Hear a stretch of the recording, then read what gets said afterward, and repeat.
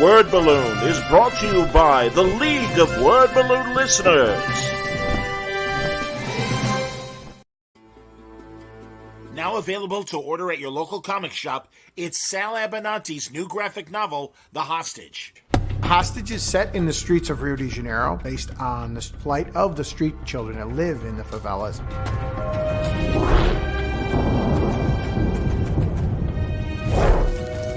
In the world of the graphic novel, being murdered daily, and the hostage is the evil spirit that is raised to avenge their death. Origins go all the way back to the indigenous tribes of the Amazon as the spirits that protect children, especially murdered children. The level of death that these kids have to endure every day. They have nowhere to sleep, they have no place to eat, they have to survive off of begging.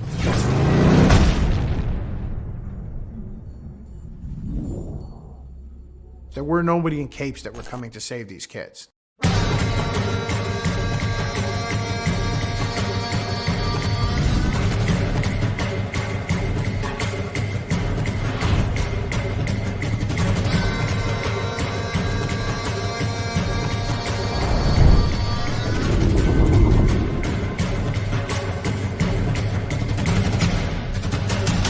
Pick up Sal Abenanti's latest graphic novel, The Hostage. Order now at your local comic shop through Diamond's Previews catalog. Code DEC221534.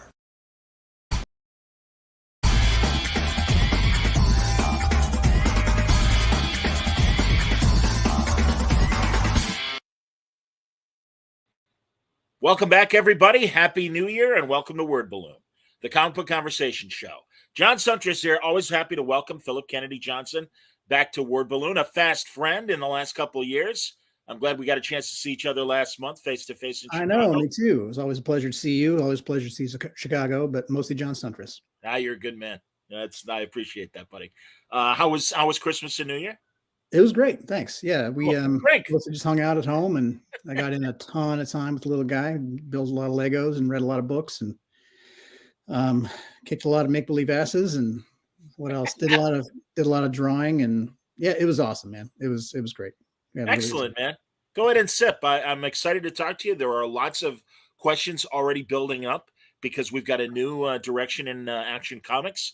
And the Superman titles in general. I mean, my God, the genie is back in the bottle due to the machinations of Lex Luthor and Manchester Black. The identity of Clark Kent is back and a mystery, and could be lethal to those who find out, as we saw with poor Perry White in 48 or 49.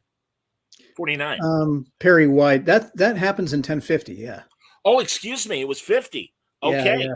All right. Well, let me start already because, again, man, the questions are already piling up. I'm so glad. Good. That's awesome. But Magic K wanted to know, first of all, can you tell me how to differentiate which writers wrote which parts of Action 1050? He loved the story. Thanks. Thanks for asking. Thanks for reading. Let's see.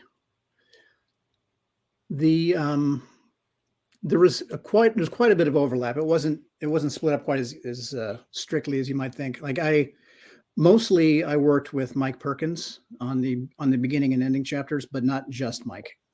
We also I wrote some pages for one of the fight scenes as well. I know somebody else wrote a little bit for Mike. There was a little bit of cross-pollination happening between the various writers and artists. And but generally the stuff that you see that focuses on, I mean, none of it really focused on John, but the things that show the Kent farm and all those things, that is mostly Tom Sturf. Tom wrote a lot of that stuff. The things that deal with Superman and Lex is primarily done by Josh because that's a big part of the upcoming arc. And the things that kind of closed the book on Warworld that dealt with Manchester Black and seeded some things with Metallo and all that was all me. So it was there was a little bit of crossover with different artists and into each other's writing as well to kind of to solidify the voices for the characters and stuff. It was a true like co-writing, co-art kind of situation. It wasn't just these pages and don't touch the other ones. Understood. Well, first of all, we should address what's happening with Warworld and the refugees. And I love that scene where Clark goes back and talks to them about what they're going to do moving forward. And I love the fact too that obviously they're is it bloodless sword? What is The unblooded sword is what they call them. the Yeah. unblooded sword? Yes, that's All, yeah. yeah, that's kind of their mantra. And of course, they've adopted now the Superman logo. Is it fair to suggest that given what the seeds you planted in Future State, could we see some elements of that in the world refugees and the people that, I mean, again, this might happen obviously decades later, but all of these various aliens and stuff are now in debt to Clark, and I would imagine he's going to stay in touch with them and help them as they move forward to their new planet or whatever. Yeah, I mean, he makes it clear to them at the very end of 1049 that they have this relationship, they have this bond now that's never going to go away. He's got there's this whole new race of people who are basically Kryptonians, but who evolved in a different solar system. Their powers are different. Their cultural identity is completely different now. Because I mean, they've been on their own for thousands of years, and now they've been enslaved for however long. Right. So they're very much their own thing. Superman has come to call them the Warworld Philosians, because they're theoretically there would be more Philosians out there somewhere that did not end up in Warworld. But I mean, as we saw in the House of L stuff, the Future State stuff, we see the descendants of the Warworld Philosians and established that they have close ties with the House of L and with Earth. So, yeah. Well, and all right, here another question, and I'm so glad. This is pretty cool. Lewis Headache even wants to know, going back to Action 1046, he says that issues seem to resemble the Elden Ring, Dark Souls, riddles, the boss fight behind the door, map design, all of that. Was that an inspiration for the story?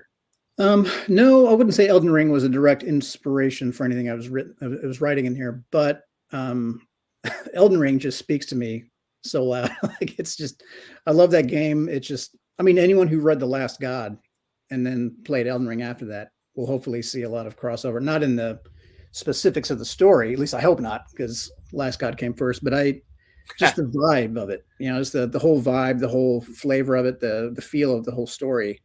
And the style of the world building, like even I have watched some lore videos on Elden Ring and all the depth. The cool thing about that game is how, and to a lesser degree, the Dark Souls games, there's just so much lore, and it goes so deep, and they don't go out of their way to show it, to give it all to you. Like they don't tell you everything. They do the homework, they build out the world, and then they just kind of plop you in almost carelessly and let you just kind of muddle your way around, and whatever you happen to discover, you can discover, but they're not leading you by the hand anywhere. And that gives you this feeling of like realism that, it's there and it doesn't rely on you being there to exist. That is something that influences me a lot. And not just from Elden Ring, but also in the writing of Tolkien, of course, but also, honestly, he catches some shade for some things lately, but George R.R. Martin, as a world builder, cannot be faulted, in my opinion. I think his world building is second to none. And I really admire how real everything feels. So those are the kind of lessons I try to take from games. Like, there's some games that are so effective in their storytelling and so get you so invested in the characters step by step. There's a lot to learn from the best games. And Elden Ring is definitely one of those for me. But it's not, I wouldn't say it was a direct influence on Action 1046, no. Okay. In fact, I think I actually wrote that book. I wrote that issue before I ever played Elden Ring, I think. I could be wrong about that. But yeah, nothing directly in there. All right. That's cool. And man, of course, Last God, good Lord. People are, if you're enjoying Action and haven't checked out Last God, you owe it to yourself, because Phillip knows how to do mythology in a great way, and original mythology as well. Man, questions are coming fast and furious. I'm going to conflate both Gar's question and Zach's. Zach says, I'm completely intrigued with how you all put the genie back in the bottle in terms of the secret identity. What went into the decision to do it the way you did instead of a basic reset? And Gar wants to know, why put the genie back in the bottle anyway? I thought it was pretty set in stone. So thoughts on bringing Clark back as a secret identity? So the conversations that happened about putting the genie back in the bottle, as everyone describes it, but restoring Clark's secret identity, Um, there, like, that was a that was a meeting. I was not a naysayer per se, but I was the only one at the table basically that was not like, yeah, secret identity all the way. I kind of tapped the brakes a little bit. I was like, I think we should talk about it first before we just assume that it was a mistake and assume that we should fix it. I think we need to discuss what's been lost. Like what are we getting back? What are we giving up? Like I actually I did like the way that it turned every relationship in Superman mythology on its head Absolutely. and just make everything fresh again. Like now, I mean, that was done. I mean, honestly, one of the most memorable issues of the Bendis's run, in my opinion, was the one where people are starting to find out, like the Perry White, like the silent page with Perry Oh, was so fucking good. the hug. Yeah, Yeah, man. right. Oh my God. Yes. And and the Jimmy thing was maybe better. Like it was also really great. But what we haven't really, aside from the Joker call to Lex, which was also amazing, there were other things in there that we have not, like other relationships implied that we have not yet explored. Right. And I hate to lose that because I mean, not long after Yeah. that, you know how it is with, Big Two Comics, man. Like it's a big shared sandbox. Future State was coming. And a lot of the other changes that would have been explored kind of got put aside while we did the grown up John on Earth, Clark on Warworld thing. Yes. So there are other things that we never quite finished. So that was one thing that I brought up. I was like, do we want to wait and do this other shit first? And we talked about different directions, the reason we might do it. So the reason that we ended up doing it, and they totally convinced me, and I don't want to say I'm not on board because I am fully on board with what we did. Sure. But the reason that we did it is that Action 1050 onward sorry, I need to not read these questions. I need to focus on what I'm saying. All good, buddy. Yeah, I'm getting distracted. No, I'm not saying you can't post. I'm just like I'm getting drawn to the chat there. Sure. Let's see. Focus. So what we're doing now, starting at Action 1050, is kind of we've already done that kind of all the reimagining the characters, all of the reinvention of everybody, like Clark and the John Carter of Mars kind of outfit, and the whole like Spartacus in space mission that we had him on, everything John's been through, the introduction of the Philosians, all these reimaginings of Superman lore. Now we're going back and kind of celebrating everything that Superman is in this really bright, fun, Metropolis-centric kind of way. We're going to see Clark with this Lex. Lex is going to have his power suit as well. 1050, that's already happened. We're going to see other classic villains, or iconic, I should say, because there are going to be new takes on things. Actually, it's not going to be, it's not going to be a time capsule where we're going back and seeing old stories. It's all going to be new stuff. But yeah, I guess if I had to sum it up, it's just a celebration of everything Superman is. And when we lost the secret identity, we did lose something really important and touching and great about the Lois and Clark relationship. It kind of like Lois and Clark almost become like obsolete without the fedora and glasses and tie thing. And so yeah, we just really needed it back for the specific stories that we had coming up. Just like I imagine Brian wanted to do the identity thing for specific stories he had coming up, things he wanted to do for specific stories that we have coming up. It was important that be intact again. So in the end, we walked it back, but not back as much as forward. Like I really like how the idea with Luthor being responsible was that was Josh's idea. And I really liked how he did it because he didn't. That's not Clark walking back his decision. Like, oh, I made a mistake. I'll just, fix it somehow. I'll Mephisto it away. We had Luthor make that decision, and it informs everything that's coming up in the upcoming run of Superman with Josh and Jamal. And I'm really pleased and proud of how that turned out. Josh had a great idea for it and totally worked. And I'm very pleased with the execution. So anyway, that's why we decided to do what we did. And that's how we came to that idea. It was all Josh, really. Okay. I want to acknowledge Lisa Wu. Thank you very much. One Hey, of my Lisa. favorite people in comics. And Stepan Sejek, I love this. He says, this is the reason why I could never write a major continuity book. The long-term consequences, for better or worse, would just keep me stressing all the time. I hear you, Stepan. Absolutely, man. And no, I agree with you. I think I understood why Brian did what he did. He made his his reasons why clear to me.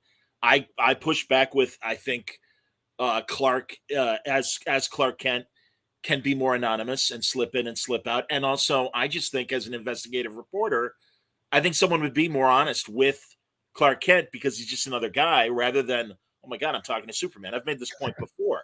But I love the directions. So is Josh going to handle the Lex Metallo story? Because it looked like, No. okay, that's your story. Well, here's okay. Tell me. How do I say this? Well, Lex, so I saw somebody asking a question earlier too about like how we decide to, like, how we work together on the series, and how do we not step on each other's toes. We just talk, man. We just talk sometimes. And he really had a very clear vision for what he wanted to do with Lex. And I gave, basically, we kind of horse trade on like who's going to do what character, because he also had ideas for Metallo, and I was like, I got a thing Metallo I really want to do. He was like, all right, dope. I've got big plans for Lex, that I would love to have Lex. Like, cool, you got him. And we just kind of work out who has what. So Lex is still going to be present in Action Comics, but in a much more man behind the curtain kind of way. I'm with you.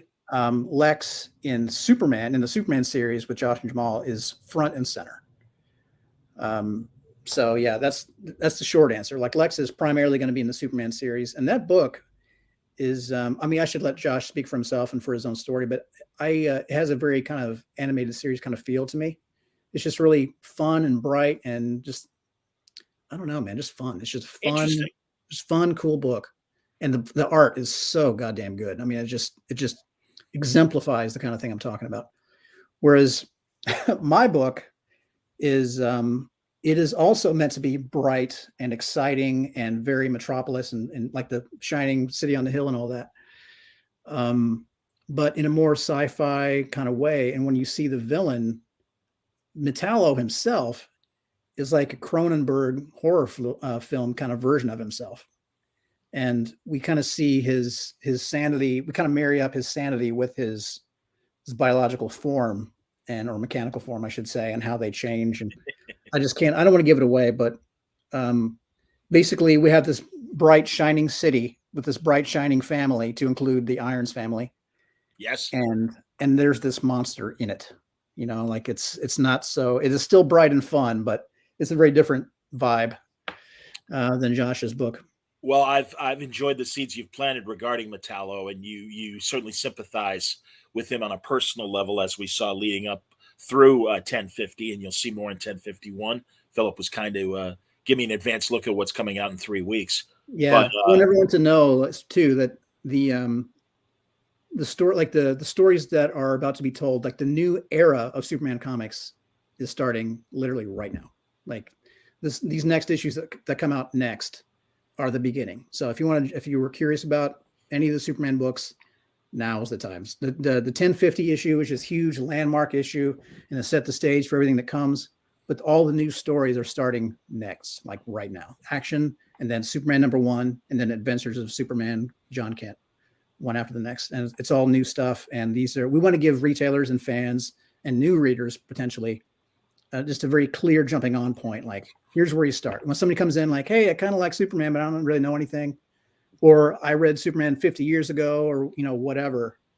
Somebody can be like, here's where you start. Yeah, there's good familiar stuff for us old fans, but also I agree, totally new direction.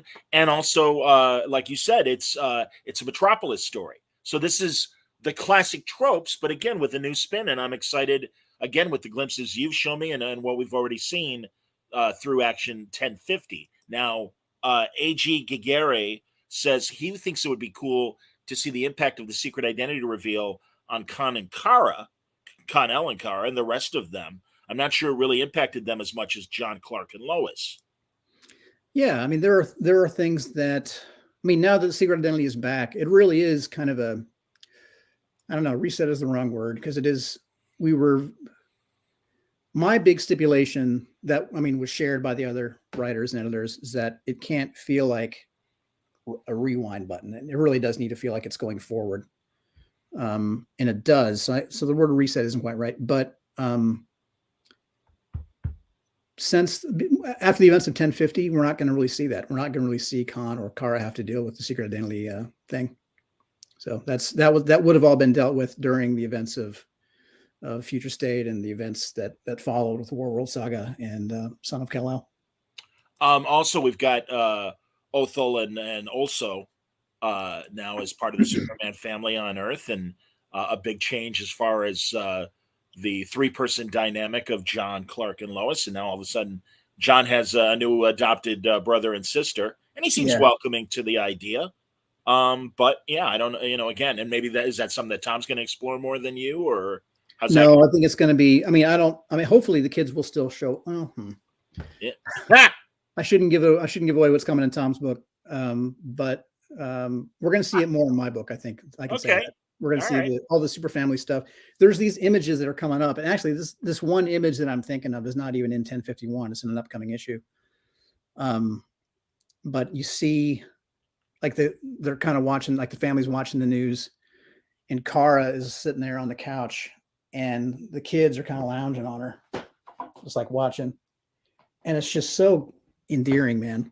Like I love seeing these new characters interacting with characters like Supergirl and Clark and Steel, who I love Steel so much. When I first read about Steel, in the reign of the Superman, I was like if Superman is really going to be one of these guys going forward, it's got to be this guy. Like Steel is just so dope, so everything that Superman needs to be. I so love that guy.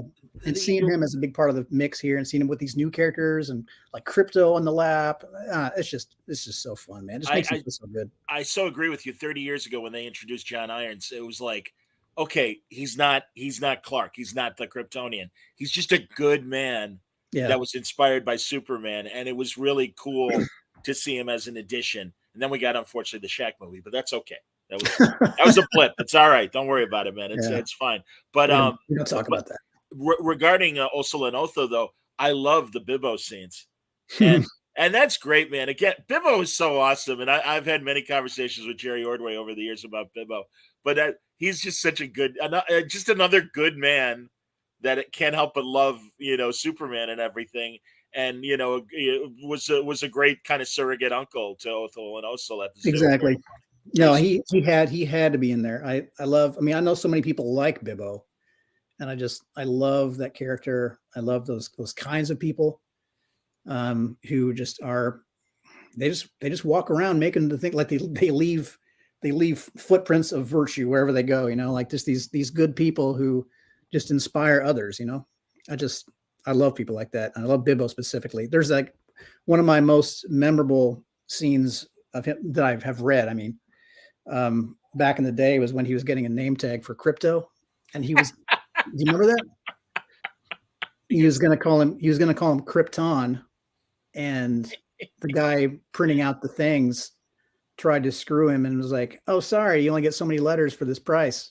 And he's like, "Fine, let's go Crypto." And he just, it's like a big mistake. I really love that scene. It was fun.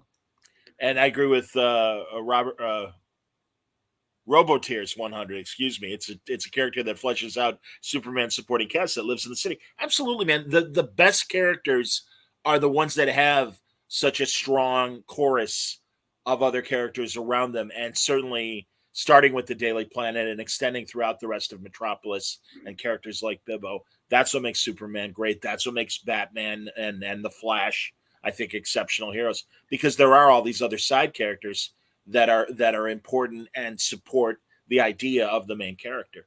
There's a kind of character in my mind that I have not actually put in a book yet. He exists in my brain, in my head canon. I say he right now. I guess it could be a woman. I don't know who it is yet, but it's somebody that Superman put away back in the day and has since gotten out and just kind of living their life, just kind of doing their best in Metropolis. And I like the idea that Superman will keep up with those people, and that he sometimes just, grabs lunch and goes over and sits on the roof with so-and-so, and they just kind of talk. And there's no animosity between him and the person. Because again, they don't blame Superman for putting him away because they were committing a crime. And then they just kind of talk, and they talk like peers. And I like the idea that Superman would do that he would keep up with people. It's not enough to put him in prison. He's like, I caught you and now I've done my job. I feel like he would also keep up with them and just try to be a presence in their life, All right. This is going way back, but in the Bronze Era, well, originally in the Silver Age, there was a Kryptonian that actually got released from the Phantom Zone and Mhm. messed around on Earth for a while. I forget what his name was. It was like there was a Q and an X in his name. Chat room, please help me I'm out sure with his somebody's Kryptonian gonna hook name. us up. Yeah. But then in the Bronze Age, and I can't, it might have been Kupperberg. I'm actually going to have to ask Paul. But they brought him back in a miniseries about the Phantom Zone and everything, and he had adopted an Earth identity, and his Earth name was Charlie. Huh. And it really was this guy that again was this. That's cool. I think he was exposed to gold kryptonite, so he was Uh-huh. depowered. But yeah, I mean, I could see Charlie kind of fit in that role. Again, I want you to create your own character, Phil. You know, Yeah, well, yeah, I will. I want but it to be. I want it to be an Earth, like somebody like a born and bred. Like I know so many people in Baltimore who have never left the city, and that always kind of blows me away when I hear that. Like, I've never been out of the state. Not only out of the state, never been to D.C., never been to Annapolis. You know, I'm it's hip. crazy. Yeah, yeah. And there's a lot of people like that who've never left where they're from. And I want it to be somebody like that, somebody who just kind of ended up, you know, on the wrong track and made a mistake. Superman busted them, but there's no animosity, and they come out and then they talk like friends. And That's I awesome. want to see that at some point. I mean, I know on some level I'm probably pulling a Del Toro where I have all these like, here's all the things I'm going to do before I die, and I've got like 500 years of shit lined up. But that's one I really want to do. I really, there's a character I see in my head that I want to show people. And I think you've shown that you can handle a lot of personal stories and stuff. So I would like to see you do Oh, thanks. something like that. RP Chatham wants to know: do you think the characters like Monel, Chris Kent, Nightwing, and Flamebird would ever have a chance to come back to the Superman titles? I mean, never say never, right? Technically the Chris Kent thing has been not retcon but written out because of the continuity changes, the timeline stuff. So technically Chris Kent's not himself these days. It's just straight up Zod's son. Right. Now it doesn't mean that we can't revisit that, or maybe, I mean, basically there's nothing that says that ever happened in this version of events. It doesn't mean we couldn't find a way to make it work. It's comics, right? So you can kind of do whatever, but in theory that never happened now. All right. I'm very taken with the idea of Nightwing and Flamebird. And actually, I have a feeling. Go on. yeah, well, there's just so many characters. You can't do everything you want to do. But I will say I like the idea that of this the Nightwing and Flamebird mythology from Krypton. Oh God, yeah. And the fact that we have a character on Earth now who took that name. But I kind of wanted, okay, so there's some lore that I actually have not shown in the comics yet, where when the Philosians became Philosians, when they joined the group that they became a part of, it's kind of like this whole Scientology situation where they kind of become their own thing, devoted to science, and they had their own mythology, and they gave up their house. They basically they gave up their house when they did that. So all the stuff that a normal house would have, like the House of El would have, or the House of Zod, or anyone else, the Philosians, all that's been wiped away when they joined their group. But they would have had not only a house name and a house symbol, like the House of El symbol, but they would have had a house like myth, basically, like a story that kind of represents their, like, in Game of Thrones where they have like house, what are the words of your house, and like a winter's coming, that kind of thing. There's a house myth that would kind of exemplify and explain kind of the fundamental, ideals that house is built around. The Philosians lost all that like thousands of years ago, but I like the idea that Kara would have done some research and found Ulsa Ra and Otha Ra's house stuff, and that the house story, the house myth, would have had characters in it very much like Nightwing and Flamebird, and those would have become the names that they use as they fight for truth and justice going forward.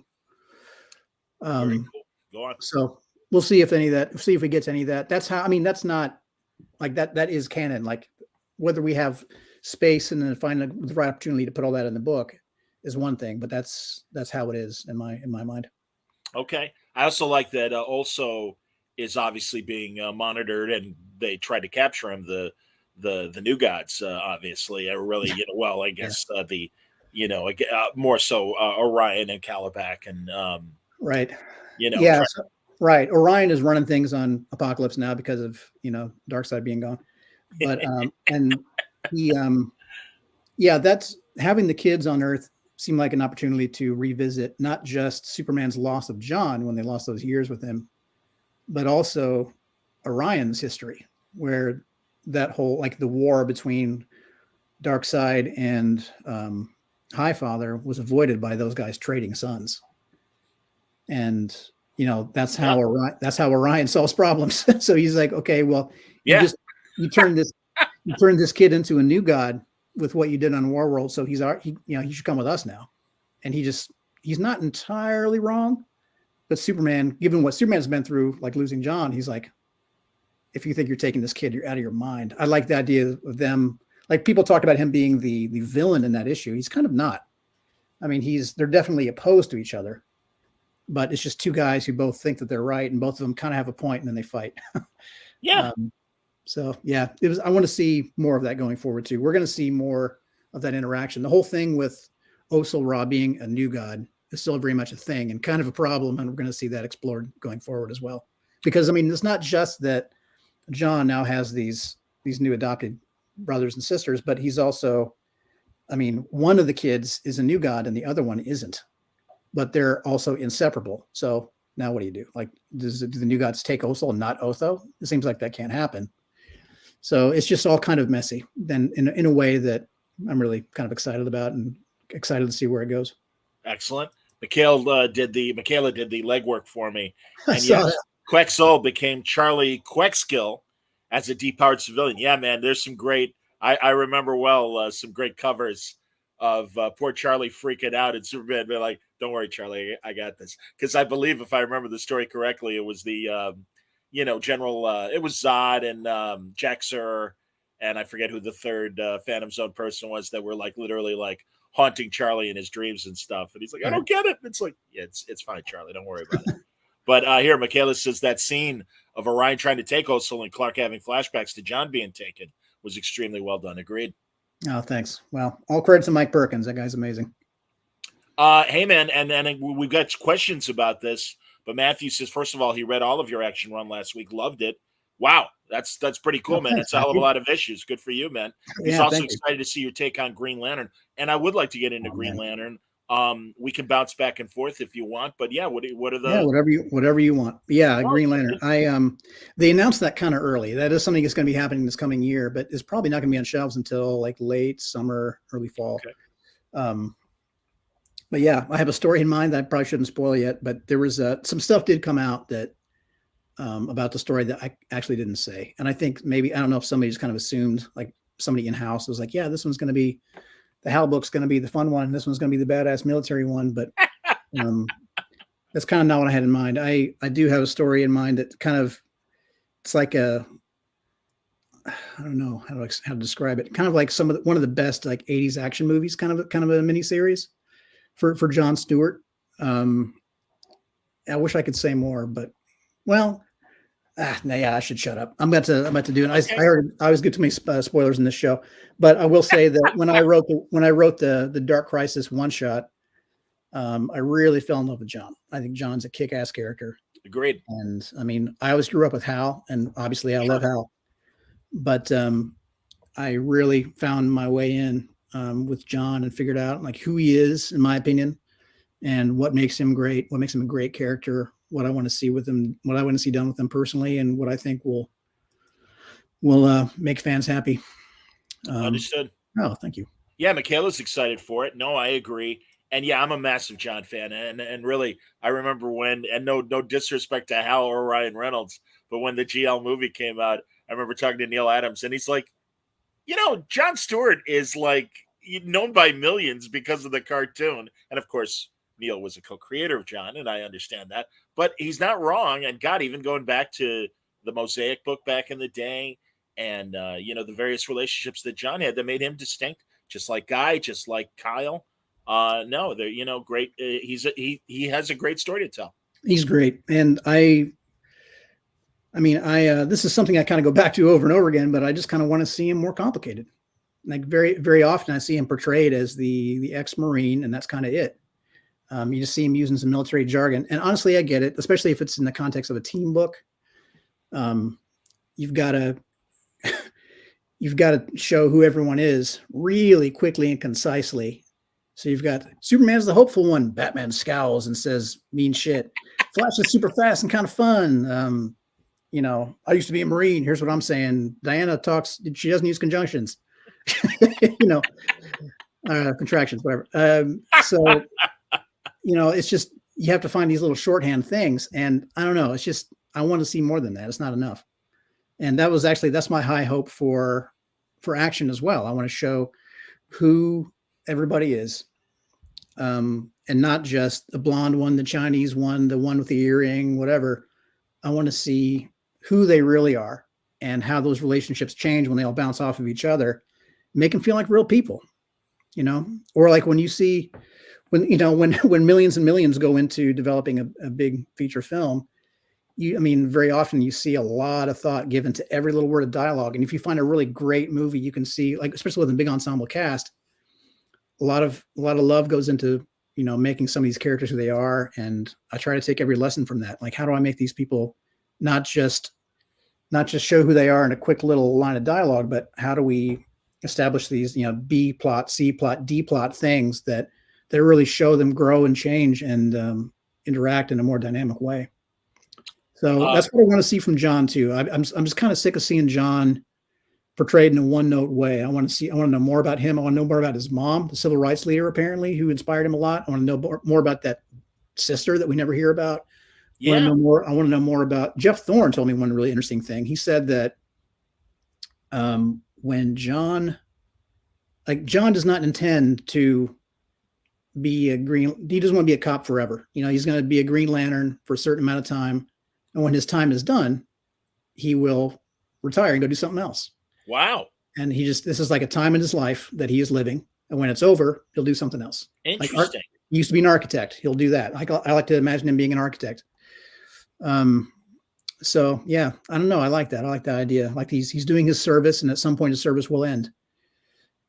Okay. Well, you see, R.P. Chatham agrees with you in terms of his background as an architect and a builder.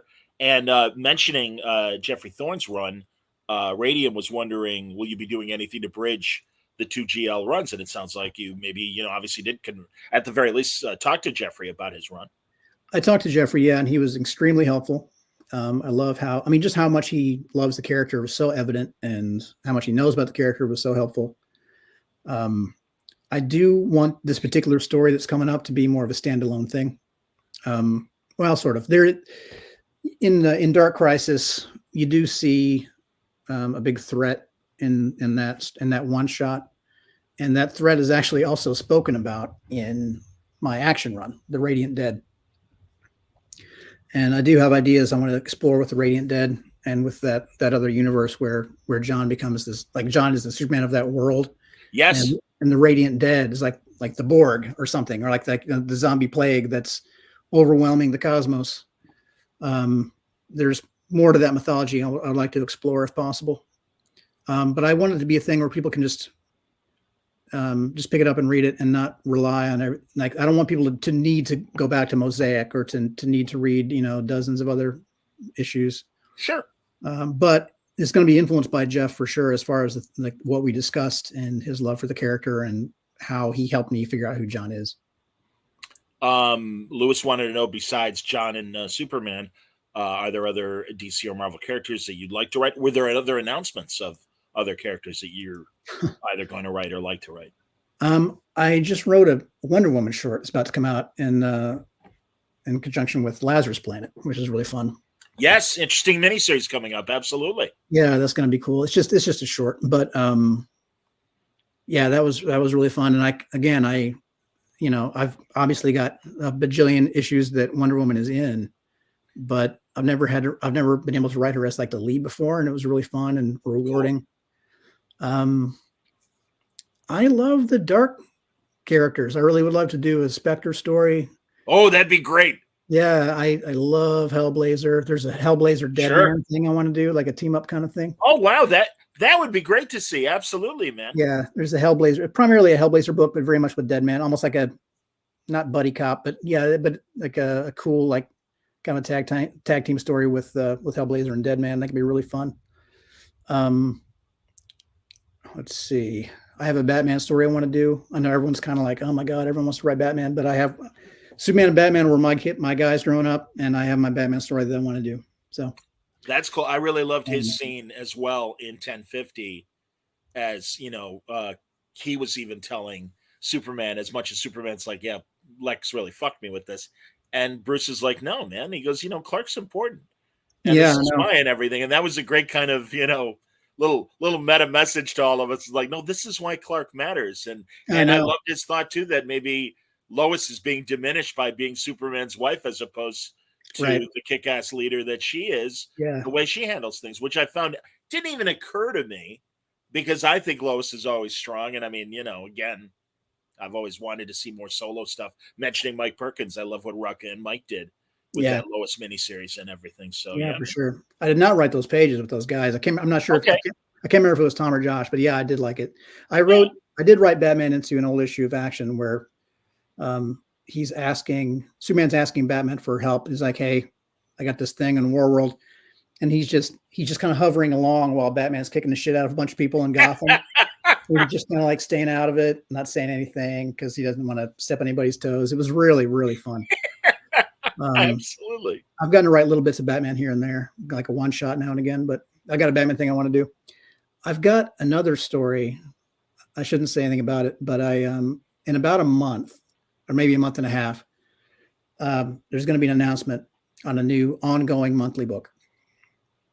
And it's really huge, and I'm really excited about it. And I really wish I could tell you right now, but I would love to come back on either right then. I don't want to come too often, but Phil, you're first of all, you're always welcome. Secondly, well, thanks. I know. I mean, you and I have gotten really close. Yeah, man. I don't want to bore your readers or your listeners, but no one's bored. No, man. Are you kidding? No. I mean, again, the questions keep running. So yeah, soon here I'll come here to talk about this, and it's a story that I had to kind of sit on and think about, like, what would I do with this? And I found a story for it that I found I care about deeply, actually, and it's going to be really rewarding to get it out there. Kind of in keeping with my tradition of taking simple things and making them really complicated and dark.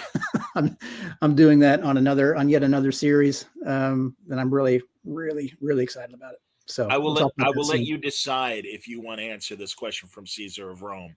And that is, would Kat Matui show up in your Green Lantern run? Of course. I shouldn't say. All right, fair enough. There you go. All right. It's still so far in the future. All good, man. I mean, honestly, the answer is I don't know. All right. Balthazar, thanks. Yeah, man. Artie wanted to say hey, and I'm glad Artie's watching. That's great. Too, sir.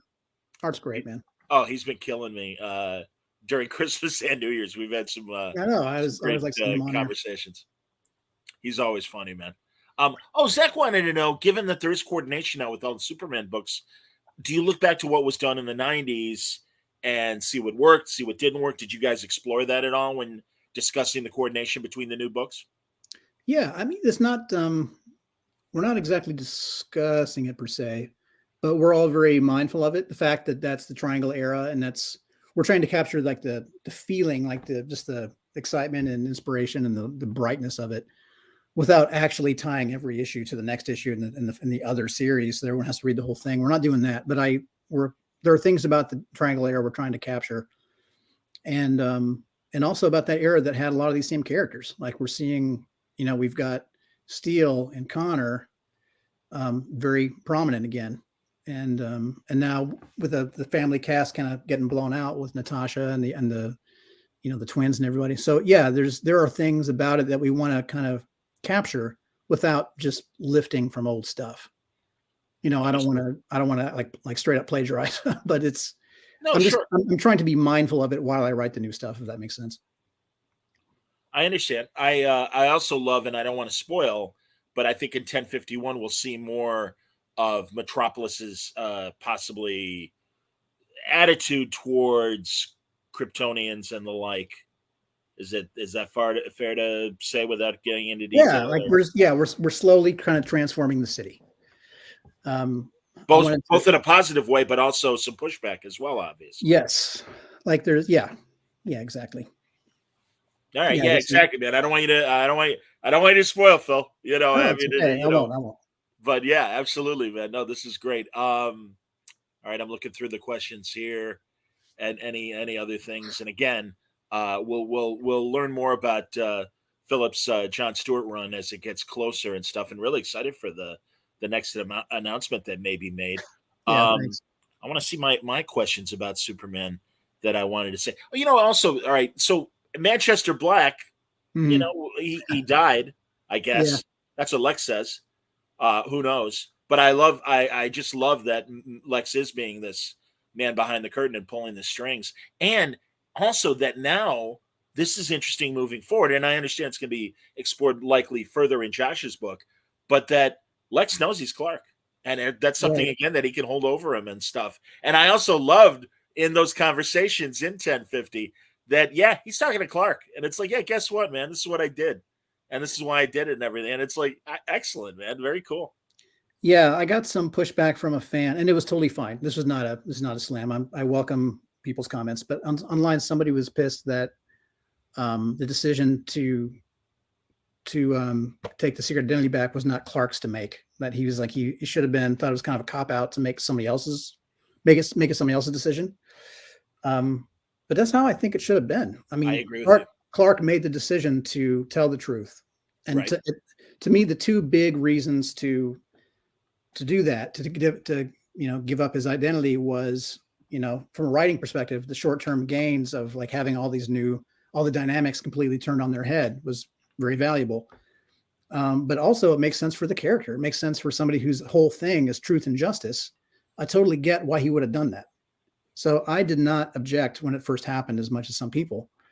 But now that we're putting it back, I think it made a lot of sense to me that Clark would not, I don't look for somebody. I've said this before, like I'm not looking for a Superman that makes all the dumb mistakes that I do, that kind of second guesses his own decisions. I want a Superman that shows me the way. And Clark is confident in the decision that he made, even with the shortcomings that came from it or the problems that arose from it. Like, this is what I did. I told the world the truth, and some of it was hard, but I did it.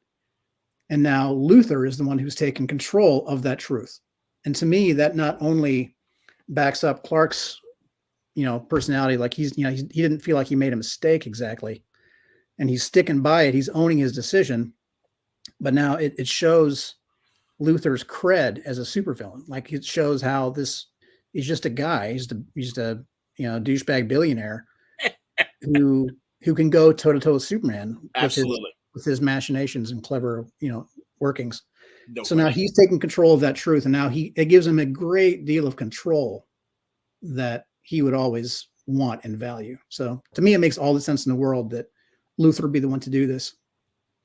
I agree with you, man. No, and again, you're right. It makes him equal to Superman's power, and it shows too that despite as powerful as Superman has gotten, even now being subject to the white sun, even elevating his powers to another level and stuff. No, he can still be hurt, and it's something that Rucka always used to say in terms of you can still hurt his heart. You can still, Yeah. you can still hurt him on a personal level. I like what Michaela says here. He loved about the War World saga and the Authority special was you made Michaela care about Manchester Black. It made his death feel more impactful. Never thought I'd say that. That, and also if I can add to that, was that your scene where Black was telling Luthor, "Hey, guess what? I know you obsess about this guy. He never thinks about you," and that was such a great yeah. Yeah. I felt like he had to give the big rude send off. Like when he realized he's about to get killed, it's like, well, let's get in one more shot. And it's so Manchester Black, and also oh my god, that just made Luthor flip the switch even harder. Fuck you. I had the initial. I was trying to figure out what he was going to say, and the first version of that I was gonna write was so dark, and I was like, I don't think I can put this in the Superman comic. So in the end, you gotta tell me off the air because I want. Yeah, I will. Everyone, every time you tease us something like this, guys on the chat are like, "Spill the tea, Phil. Spill the I'm tea. afraid Come you'll. on, man." I'm afraid you'll judge me. But I sent it to Paul, my editor. I sent him the thing, and almost right away, I felt this pang of regret. I was like, "Okay, I think I just made a mistake." And I wrote back. I was like, "Stop the presses. Don't send that out. Just sit on it." And, and I sent him another one. I was like, "Use this instead." And he texted me back. He was like, "Holy shit, dude." Well, now you've completely intrigued us, so I love it. That's outstanding, man. Yeah. So This I needed it to be that. I needed him to be like really not just rude, but like kind of the original one was like crude too, you know. So anyway, but that's yeah, I'm funny. really happy how it turned out. Chatham says, "Hey, man, we read The Last God. We know how dark you can get." That's outstanding. Thank you. And all right, here, this is interesting from Koshik. Looks like Grant Morrison had a massive impact on the tone and on some of the story ideas, especially how the memory of Clark's identity can be lethal. Can we expect future collabs with them? I mean, I hope so. I'm not going to say no, but Sure. that's up to Grant. Yeah, I don't even know currently, and I'm, if I missed a current book or one that's already been announced. Yeah, I don't even know what Grant's doing with DC these days, really. Last we talked, it didn't come up. Like, all right, there you go. There was the novel that just came out, and that's all we're talking about as far as work. I understand. Wesley wanted to know, do we mention anything about the Steelworks book? And obviously, again, Steelworks is going to figure John Henry and his daughter are going to figure obviously into your story on Action. But what else can you tell us? John and Natasha are going to continue to be really important in my thing. As Metropolis, like in 1051, we see the actual skyline of Metropolis start to change. Like there's a new building that's very important, and John and Natasha are at the forefront of that. Like they are now the architects of Metropolis, or they're going to be. So they're going to have a very prominent role in my series. But the actual Steelworks book, actually, I'm not up on who. If anybody knows who is writing, I know who's writing it, but I don't want to say it if it's not been announced yet. So if anybody has heard anything, feel free to put it in the chat. Otherwise, I probably shouldn't say.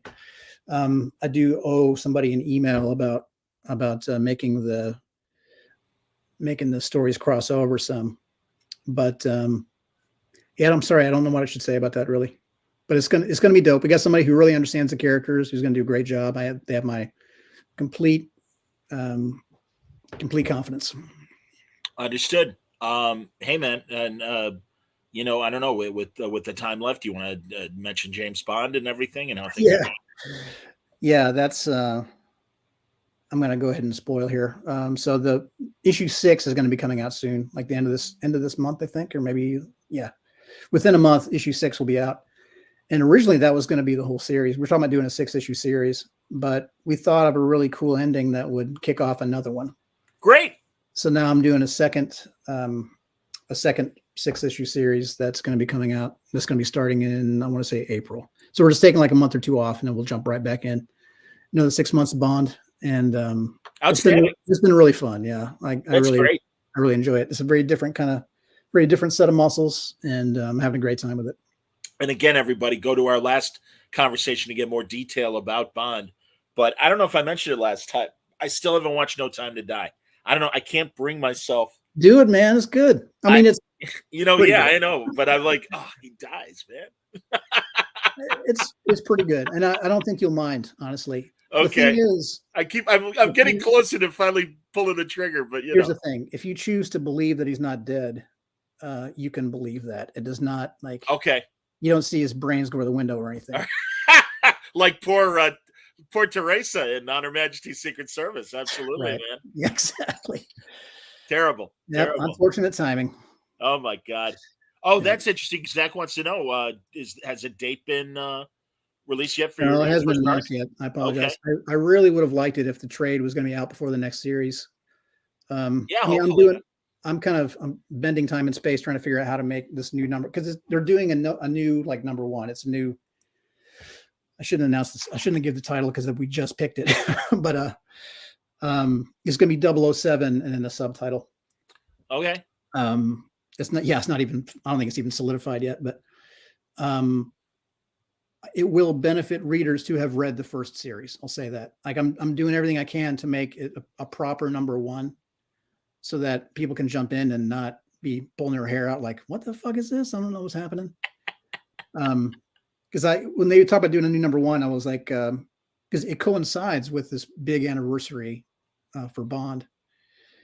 And let's see, I was bringing up I brought up the question, what if we gave the number like issue 007, because it would be the 7th issue, and the editor was like, that might be the most confusing thing ever if we did that has ever happened if we did that. So yeah, we're not going to do that. All right. Well, I understand. I did buy the No Time to Die Hot Wheel DB5 or whatever that has bullet holes in it, which is hilarious. Oh, really cool. Yeah, that's pretty funny. Gar wants to know, speaking of Bond, have you seen Glass Onion? More Daniel Craig. No, I've not yet. Neither have I. Listen, everything Daniel Craig does well before Bond. I mean, I love Layer Cake, of course, and as the son of Paul Newman in Road to Perdition, the crazy son. He was amazing. Oh, right. Yeah. Yeah. So Michaela wants to know, is 5 out? Maybe not. I thought it was. I'm not sure, actually. Again, I refer to the chat to do my legwork for me. But I think 5 came out right before Christmas, or maybe it was after. It might have been the week after Christmas, actually. Okay. But yeah, it should be just barely out. All right, and everyone is asking spoiler questions, and I'm going to say on Philip's behalf, no, he can't. Wait, are you talking about RPG? Yeah, right now, unless you want to. Well, just vaguely. I will say that something that I really liked about Bendis's New Avengers run. I thought this New Avengers run was like a masterclass in how to write big 2 superhero comics, and I love how every arc fed organically into the next, and that I don't want to spoil beyond that, but I will say I really like that it feels like one big story. Like you could buy any one trade. Like you could just read Secret Invasion and just have that, and it's great. And same thing with Civil War, same thing with Dark Reign, but one leads into the next, and that's how I'm trying to follow that example here, where the ending of the Metallo arc just compels us forward into the next thing that happens. And Excellent. We'll see that all these things that are on the table right now with the twins, with Metallo, with God, what else? This new organization that's in the city called Blue Earth. We're going to see eventually. We're going to see that has great consequences. Like it's important that they're there. Nothing is there for no reason.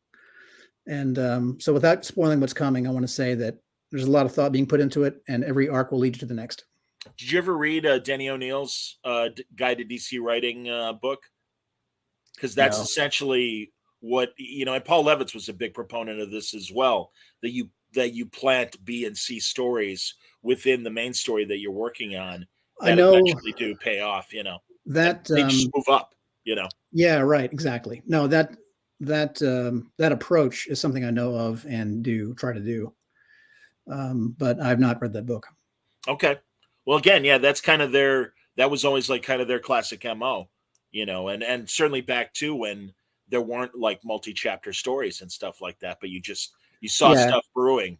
Yeah. It's important in my opinion. It just makes everything nothing feels so surface level. If there's, it gives more texture to it, and it just keeps coming back, Well, and more is happening in Metropolis than the problem of the moment. And I think that's key as well. So I can appreciate all that. That happens in great TV too, like it's 100%.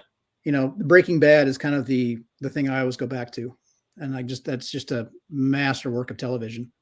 I agree. And the thing between Jesse and his girlfriend might not be at the forefront of your mind right now, but then when this other thing resolves, it becomes important. And then some crazy thing happens, and then it's that's just how it works. It makes it all feel more real. It makes it feel more interesting. It's not just watching one story at a time. Can get so kind of dull.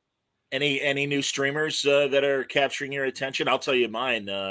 and I haven't watched this week's episode yet, but Stallone, I'm so thrilled with Tulsa King. He's Oh, so good. cool. It's such the right role for him at this age, and he's killing it, man. I haven't seen it. I'm so behind on television. It's pathetic. I'm just now finishing Tokyo Vice, Oh but man, I really want to start watching that. Hey it's great. HBO Max, don't take it down, please, because I Yeah, exactly. Yeah, can you please leave this up just for a couple more weeks? Yeah, yeah, no, it's great. I really like it. I was in not just Tokyo, but I was in Japan for about a month, and wow.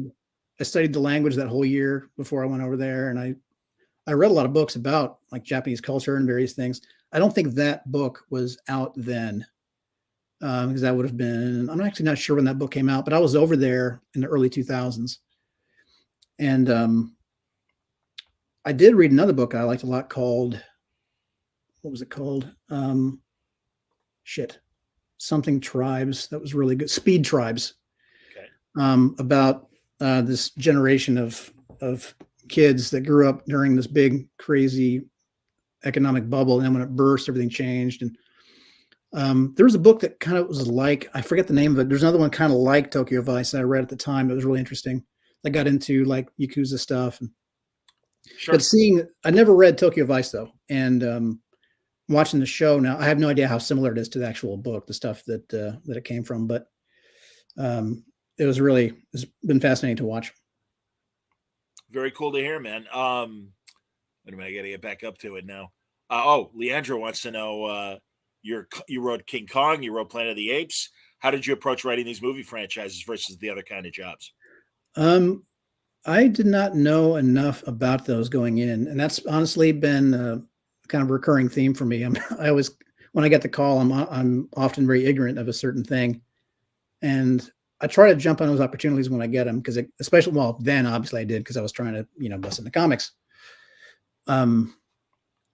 But it was important for me to go back and watch a lot of the movies and read a lot of the other books that have been done and try to figure out my take on it, like figure out what I loved about it, formulate my own opinion. That was the way I did it in my very first DC book, Aquaman. I did not know enough about Aquaman, so I just devoured everything I could find on that character to find what I thought was the best stuff and what I think had been underutilized. Find interesting settings or characters or villains or whatever that could use a little more, development, or, holes in the game where I thought there was space for something new. So yeah, with the Kong thing, they were just about to come out with the new Kong film, the one where he's like insanely, the Skull Island. Right. Yeah. And I actually was more taken with the really, really early stuff. Like I was taken with the original story where they show up and they see the natives for the first time. And I kind of formulated this idea of like, what if this was not like, where does that map come from? Where everyone's got this map. Where did it come from? What happened before the events of the original Kong film? So I developed this idea of a Howard Hughes type character, like kind of this adventurer, philanthropist, adventurer guy that flies his plane into the sky to kill himself when he feels his faculty starts to decline. He flies into a storm and he finds this place, through accident, and suddenly he has a new mission again. Like, now I can find this place and put my mark on the world and take the savages and teach them Christianity and like build a city on this place. And it's going to be my contribution to the world. But they've already got gods on Skull Island and everything is horribly wrong. And it was a way to introduce new kinds of monsters that are not necessarily there in the later stories. So that was kind of my way in on that one. And for the ape story, they gave me a ton of leeway and control over it. And they were like, you can take a story from the original, or like when I was pitching, at least, they were like, you can put stories from the original continuity or from the new movies. And I had seen the original film and all the new ones, to include the Donnie Wahlberg one. Okay. Wow. And all the stuff after that. But I rewatched all the new stuff, and I rewatched the original and I think the sequel. And the thing that kept pulling me back was the kid who drew all the pictures in one of the recent ones, the Matt Reeves ones. In the second one, there was a kid who drew a lot, and he got really close with Maurice, and they kind of bonded over his drawings. And I wanted to see, what happened to him later. I wanted to see what happened after all the movies are over. So we see that kid as an adult, and there are a few survivors who kind of found each other, and everything's going fine. They got this little, humanity's basically gone, but there are a few survivors kind of keeping to themselves.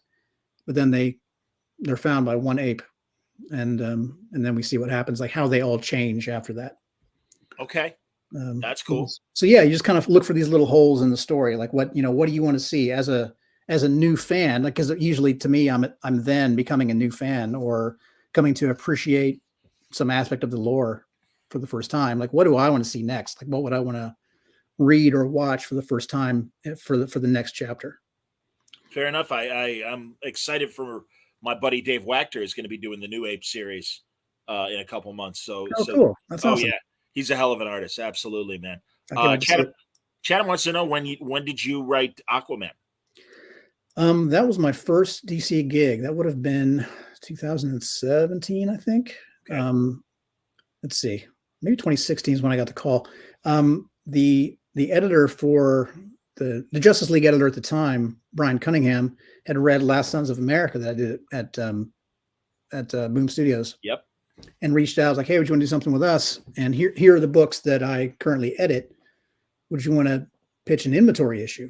And for those who don't know on here, forgive me, I feel like I've told the story 100 times, but if anyone doesn't know, DC at the time, I think they probably still do it, but they did inventory issues. And what that is there's got to be a Batman issue on the shelf every month, no matter what. So if the creative team falls behind or they need a filler issue between arcs or whatever, they want to have a couple of standalones. Yeah, a couple of standalones that they can plug in that are like basically done and in the can. They can just pull out when they need it. Yep. And that's a great way to test out new talent as well. Absolutely. So they tried me out on he told me the books that he was editing, and one of them was Hellblazer. And I was like, Hellblazer for sure. Like, I will curl your toes on Hellblazer. And he said, actually, what I really need is Aquaman. I was like, that's what I meant. Well, let's totally do that. They're both blonde, close enough. Yeah, exactly. It's all the same. So I did a deep dive on Aquaman, and I wrote they asked for a 1 or 2 issue story. I gave him like 10 pitches or something insane. It's too much. But thanks, Wesley. He says, yeah, the Aquaman annual in particular got him to read Last God, which is pretty cool. Oh, that's great. That happened. Was this during the Abnett run, or was it Kelly Sue's run? I don't remember, actually. I want to say it was probably Abnett. Maybe. I think Kelly Sue started a little bit later. I think she started like 17. When the trade came out, actually, I think it might have been the beginning of Kelly Sue, because it's collected in a trade that was drawn by Ricardo. Wasn't that with Kelly Sue? I don't remember which artist. Ricardo Federici did the pencils for the monthly, and Max Fumara did the pencils for my short. So it was going to be just a 2-issue inventory, and then it ended up being it came down to the wire, and they needed an annual that is roughly 40 pages. They're like, hey, we got this 2-issue story. We'll just do it as an annual. Cool. And it came out and was well received. So yeah, working with Max was incredible, and Dave Stewart colored it. It was so fun. So that was my shot at DC. And then they asked me to do the writer's workshop. Like they were looking for people for that. So I did that, and then that led to more stuff with other editors. A. Guerre, I hope I'm saying your name right, A. But he'd love to hear more of your literary influences, comics, non-comics. It's always cool to find out if someone's a fan of, say, Mary Shelley or Philip K. Dick, for example. Well, those are both great choices. Philip K. Dick, especially for me. But probably my chiefest of influences would be Cormac McCarthy and Elmore Leonard. Ooh, interesting combination. Sure. Yeah. Very earthy choices as well in both cases. Thanks. Yeah, I love those guys. Oh, yeah. As far as comics, I mean, anything Ed Brubaker does, I pick up sight unseen. Gosh, who else? There's specific single volumes that I turn to, like that kind of put on this pedestal as like as good as it gets, that I try to return to and be like, here's the goal, here's the bar. And those books for me are, my favorite thing is Monsters by Emil Ferris. Oh, sure, she's great. So Chicago goddamn woman, good. absolutely. Yeah, it was unbelievable. Yeah, great Um, writer yeah, and artist. the Rubin Garcia translation of Beowulf is friggin' insanely good. Wow. I hold the Mignola Hellboy stuff in highest regard. God, what else? Good list, man. Yeah, thank you. I mean, all those people are incredible. Yeah. So I could go on and on, but those ones kind of pop into my mind down to the forefront. I hear you, man. Let's see here. Did I have another one before we get to some of these new ones? Let's see. No, all right, we had that. And then what did you think of World's Finest making Kara, Dick Grayson super counterparts in the same way that Connor is with Tim and John is with Damien? I'm a little behind on World's Finest, but everything I've read of it has been just tippy top shelf. I'm with you. Like, it's so good. I think Wade's crushing it on that. Yeah, I mean, I love it. I mean, and pairing him up with Dan Mora just makes all the sense too. It's just such a slick, fun, cool, just everything DC. I don't know. It just screams DC Comics in the most fun way possible. Yeah, there's a reason why he's got decades of great stories, and it doesn't surprise me that we haven't reached the bottom of the bag yet. And it's man, and I have no idea, and I intend to talk to Mark sooner than later, but he had a moment where obviously the powers that be and he were not getting along at DC, and now it's a different world. And I'm so glad he's back, because not that he didn't do great stuff in Marvel, and continues to do everything he does. I love it. But yeah, man, it's just he really does have a feel for the DC universe that again goes back decades. So there's so many great voices at DC right now. I just love and Marvel and other, not just DC. I mean, there's so much amazing shit on the shelves all the time. But if we could discuss DC for just a minute, we got such distinct voices in every corner. Like Ron B's doing what he's doing, Mark Wade's doing his thing, Josh and Tom. There's so many just great. Jeremy Adams is crushing it on Flash. Like everyone's got such a distinct voice and doing just what makes them who they are. Dan Waters, I'll read anything Dan writes. I love his Azrael stuff and as the Arkham City thing that he did.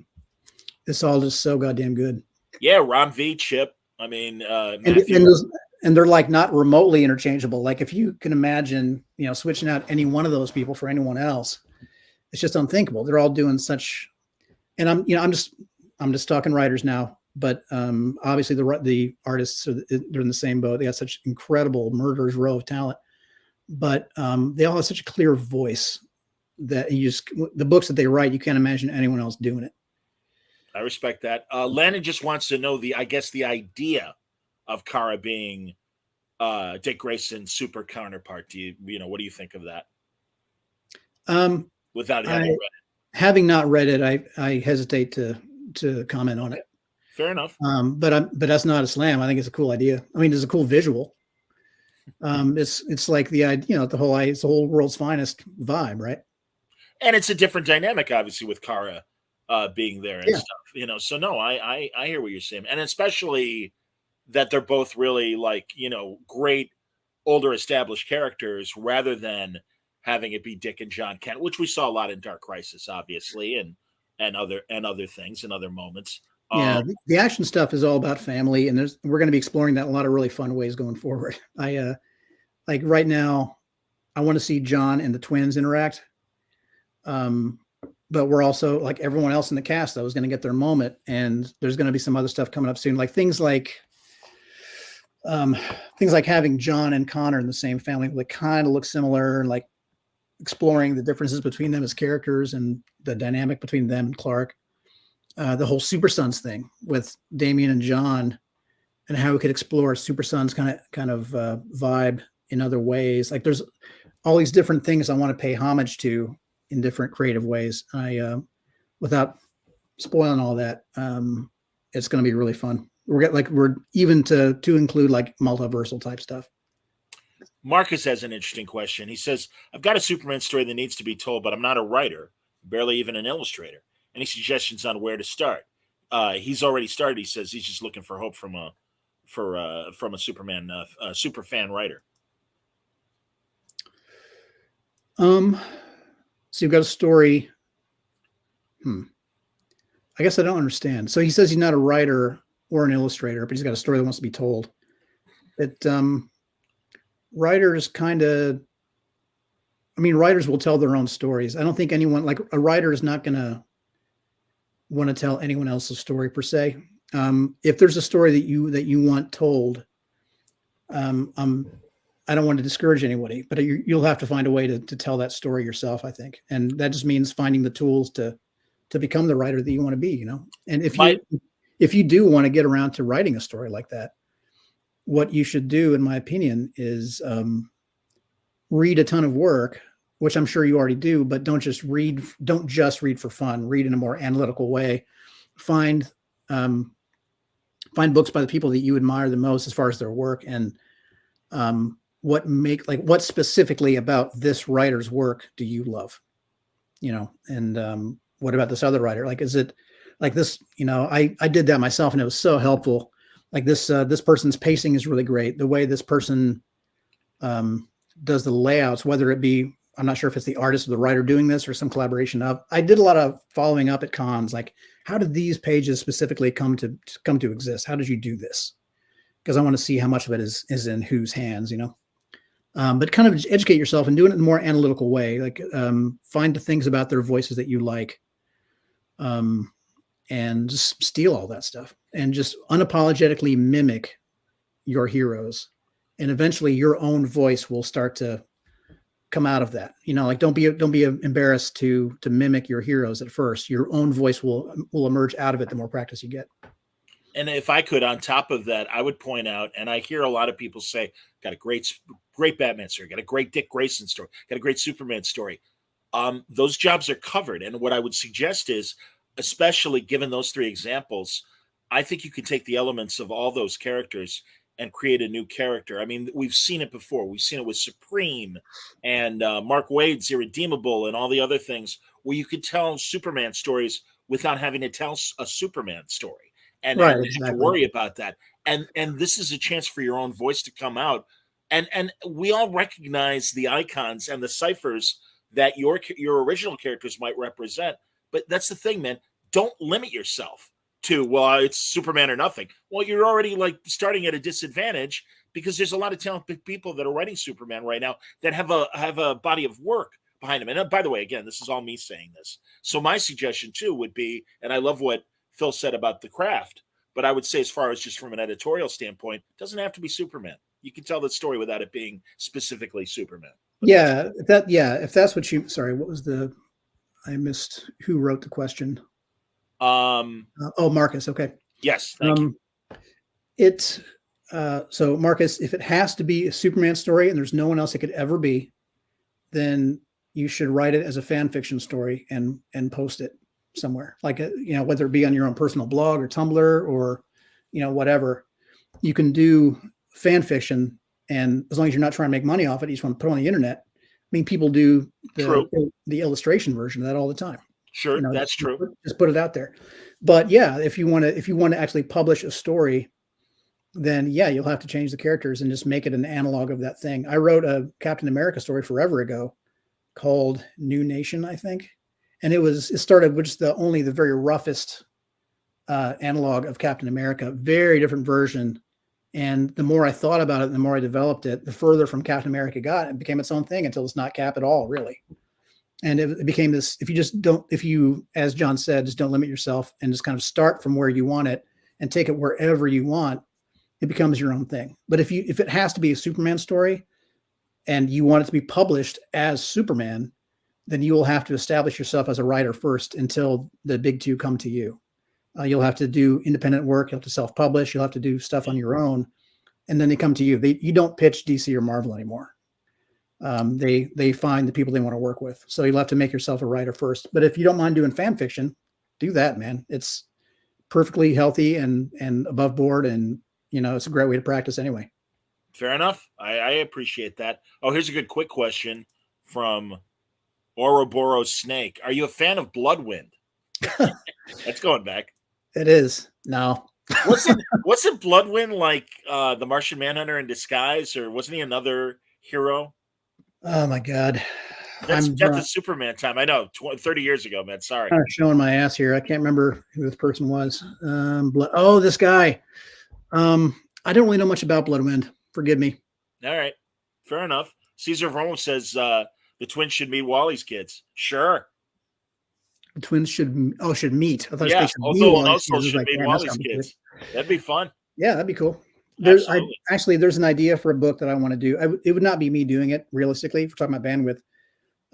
But I would love to see a Steelworks book in which there's it's basically like a STEM class of kids in Metropolis at this new at Steelworks, and led by John and Natasha, but also you get like the other teachers are like these other superheroes that come in and out. Hilarious. And there's a kind of a robust class of kids that you could draw from for something like that, and we can introduce a few more Metropolis kids in the mix. That's an interesting, yeah. That's a really fun, like middle age or like young adult kind of thing that I would love to see done, kind of like the Gotham City Garage or Gotham Academy kind of thing. Yeah, or when Jason was doing the Wolverine when he was teaching at Xavier School and stuff. No, I think that's a great idea. Exactly, like a Gen X thing, but like kind of science based. Oh, now here's an interesting question from Landon 1195. He wants to know, how do you respond to people who say that Kara or Connor should have been the lead Kryptonian instead of John? What do you think makes John Kent the best for the role over Kara and, say, Connor? Well, I don't really see any of them as the lead per se. Like if there is a lead Kryptonian as it's worded there, it is Kara, because she's the only legit Kryptonian in the bunch. As far as fair enough, yeah, you're right. She's the only one that actually grew up there. She's the one she knows by far the most. I kind of see her as the patriarch of the L's, honestly. I mean, Clark is now older, and he's obviously established himself as the greatest of all time. He is Superman, so he's kind of seen as the guy. But Kara is the more Kryptonian of the two, and certainly more than the others. If you're talking about, if you see him as the lead Kryptonian because he's getting his own book, that's more of an issue. That's like more of a sales issue. It's like a company putting out a book that they think will sell. And I mean, and they did do a Supergirl series with some of the best talent in the business right now. So I don't see Kara as any lesser than John at all. I mean, yeah, if anything, John looks up to Kara a lot. Landon, I guess, meant in terms of maybe, and I hear what you're saying, definitely. But I guess Landa, I'm assuming when Yolanda says, I mean, when John took the spotlight before Clark came back. Yeah, but again, he's Superman's son. And there's a different dynamic then. And we've seen Supergirl miniseries. Like I think Tom King did an excellent one just recently. I don't know, man. Well, okay, that's a fair question. So he followed up. He means when John took the spotlight before Clark came back. Yeah. So, I mean, Kara had her own book happening at the time. So if she also came out as like the new Superman on Earth while she's in this other prestige series happening, would have gotten a little, like, I don't know. I think they just wanted to develop the new character. John is now, love or hate it, John is of an age. Yeah. And it makes sense that he would, kind of fill his dad's shoes while he's away, in part to kind of tie in with the future state stuff that we had done before that. I don't know. It's one of those things that the answer to that question is kind of this culmination of the sandbox issue of having a shared universe. It was kind of the thing that made the most sense for the shared DC line. But Kara is absolutely getting no disrespect in DC. Like, she had that series that is fucking beautiful. It was so well done. And she Phillips. Oh my God, what art? Yes. Yeah. I mean, she got her own book in Future State as well, as like she becomes Superwoman in the future, and like she has the fortress of Sanctuary on the moon, and like she's this crucial character, and in a lot of ways, Kryptonian culture survives through her more so than anyone else. So if the question was strictly about why did he get the book, then because we had this new character to develop, and that's what we did. Yeah, and also Gar here, I'm gonna and I want Philip's thought on this too. But he's like, I guess John never expressed interest in being Superman before he was aged up. Yeah, but there's a whole thing of obviously not the first story of the son not wanting to follow in his father's footsteps, but destiny forces him into that role, which makes for an interesting story. Your thoughts, Phil? Yeah, I mean, we in the Superman issues I did leading up to Son of Kal-El, I tried to establish that John was up to it and that he did kind of come around to wanting it to kind of taking the mantle. I mean, no one wants to be like, yeah, I'm the man. I want to be out there and be better than everyone else. It's more like, feeling the pull of duty, as far as like, I kind of don't want to get into this whole debate again about like why, whether John should or shouldn't be Superman, whether it should be old or young. Like it's been years and I'm ready to kind of. Yeah, man, he's here. I mean, and honestly, I really love the way he was portrayed in Dark Crisis, for example. I'm looking forward to talking to Josh about that, and certainly moving forward, what Tom has planned and Josh. But yeah, Zach wants to know: Are we both going to be at C2E2 this year? Well, I certainly am. It's my backyard. Phil, are you coming to town? I hope so. Yeah. Like hey, that's awesome. I usually can't do it because of tour for my, sure. the Army thing, but this time I think it's going to work out. So, that's great, man. It should work out. Yeah, I really hope so. Oh, that'd be great. Well, we'll hang, obviously, and yeah, and Artie will want to hang. Franco will want to hang. So I would love that. I want to let's get some people out to the Green Mill. It might be tough, but see if we can get in. Philip, I don't know if you saw, I posted it on my YouTube channel a few years ago. I did that John F. Kennedy conspiracy story for one of the reality shows. I don't remember that. Oh my God! All right, I'll tell you off the air. I was talking about it enough on the air and everything, but we actually shot part of it at the Green Mill. God, I love that place. And, it was, oh my God, yes. And truly, man, I literally felt like I was in The Godfather when we were shooting at the Green Mill because it's such a classic place and everything.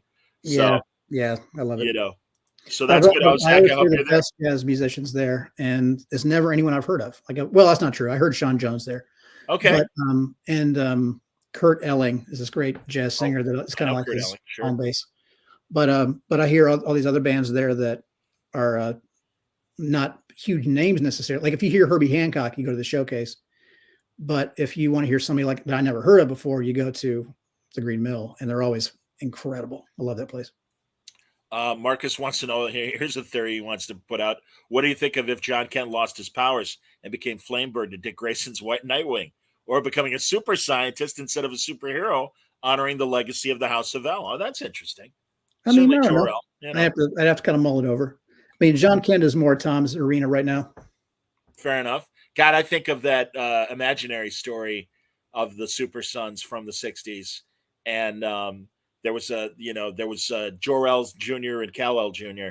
And I forget which one. It was the brown-haired one. I don't remember which kid. But much like Superman and Lois, the non-powered kid got to travel back in time and meet his grandfather and stuff. And he was the more science-minded of the two boys. Oh, that's right. We talked about that before. I love that story. I remember reading that in an 80-page giant reprint.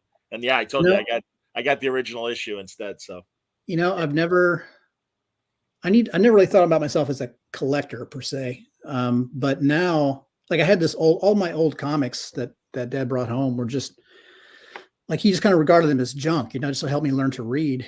Yeah, absolutely. There were never any consecutive runs hardly. I would have a few things that were like 2, maybe 3 issues in a row. But I have there's more holes in the runs than not. It's and it would be really fun to go back and find those missing issues and kind of fill in the stories that I read when I was a little kid and just kind of fantasize about what happens next. So I need to fill in some of those old series. Will Othel and also get human names? Will they have identities? I don't know. I kind of don't think so. All right, fair enough. I feel like the world is going to know that they're refugees. That's a good question, but I could see them getting kind of like superhero names someday in keeping with their family myth. But as far as calling us like, my name is, Joe Stevens or whatever, I kind of don't see that happening. All right, fair enough. But I'm not going to be on the book forever. We'll see. We'll see how other writers handle it, but not under my pen, I don't think. Okay. All right. Stanley's obviously scratching an itch for me, and he wants to know: would you ever want to write Star Trek? No, no. Certainly not in front of John. Yeah, no way. I don't know shit about Star Trek. You're wrong, Phil. I don't know what you're doing with these characters. What the hell's Yeah, wrong with totally. you? Yeah, the way you pick apart the show, and written by the biggest Trekkies ever, I'm sure. I'm like, I'm not coming fucking near it. You know, the Bensons, who I adore, Julie and Shauna, they're writing on Prodigy, the cartoon, and I'm like, hey man, I really want you guys on. And literally they're like, but you hate new Star Trek. I don't know if we want to be on. And I'm like, no, I like your show. I swear to God, I do. And even Rob Burnett, my good friend, who's a big YouTuber and stuff, who is much more critical of New Trek than I am, is like, Prodigy's a really good show. And it's like, yes, it is. That's the last thing I'm going to say about Star Trek because I don't want to bore Phil. Oh man, well, Dom, and I don't want to spoil possibly future stories, but any D-list or unpopular characters you'd want to write? I mean, I don't think anyone like hates Spectre, but I love the Spectre. Yeah, but nobody's like Jones and for Spectre books either. Really, I do like Spectre a lot. Well, they gave him a new spin on in Dark Crisis, bringing him back, and he's one of the role players. I mean, and and also listen, I loved when Crispus Atticus was the Spectre. I liked when Hal was the Spectre, but it's got to be Jim Corrigan, man. Come on, I'm sorry, you know. No, yeah, that's what I would have to do. I did get asked, actually, Cunningham a long time ago. This story's never going to fucking happen now, so I can spoil it. During the Year of the Villain stuff, we were going to do some the Crime Syndicate things, and this is after they were all dead. And I was like, "How's that going to work?" And he's like, "Whatever, figure it out." Like, okay. So I had a thing that was like kind of this. It focused on Owlman, and then we see the others, but so it takes place on their world that has by that point been like obliterated, and because that's what had happened in the books just before that. And the Spectre, like it turns out that the whole thing was this big like kind of torture fantasy by Spectre, kind of like bringing him justice for for everything that he's done. And Spectre ends up being the ghost of Bruce Wayne, like the brother that Owlman murdered, years ago or whatever. Wow. Like the Earth 2 version of that Bruce Wayne. It would have been really fun.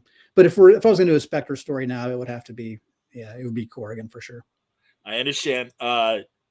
Ouroboros Snake says, if you write the Spectre, I always thought the cover should be stylized like the EC Comics. Hey, man, go back and look at Jim Apato's Spectre covers back when the Spectre shared the book with Aquaman in Adventure Comics. Dude, the new thing that I'm about to get announced, like no shit, like those books and those covers specifically are like, those have been in conversations. Interesting. Oh, that's great, man. Yeah, and listen, man, again, I'm a massive Spectre fan. Even when DC was making those animated shorts. Oh my God, the one like the detective one, right? With Steve Niles. Steve Niles wrote that. Yeah, with the old, I didn't know that, really. Oh yeah. Yeah, Steve wrote that one. Oh, that I love it. Great short. And even the music, it sounded like the old, like the early Dirty Harry movies, kind of like that, like you hear the drum beat going, and it was so rad, just so well stylized. And again, I don't know if HBO Max ever had them on the website, let alone pulled them. I'm not sure. Man, Landon's not going to let this go. All right, so he wants to know how old I would say the Super Family is. I have not nailed it down. I'm not giving it a whole lot of thought, honestly. Let's see. Yeah, you know what? I'm not going to answer. I'm sorry. Don't answer, exactly. Because different artists. Yeah. Different. Okay, so people will go through the canon and pick me apart, but also because different artists will kind of have their own version. Like when Ricardo was drawing the whole Super Family, there's this one shot in 1047 in which the whole family goes into the UN to address, like Clark is speaking, and the others just go in there and back him up. All the actual L's, but also John and Natasha, everybody's in there. And Ricardo drew Connors looking a little younger than I would have expected.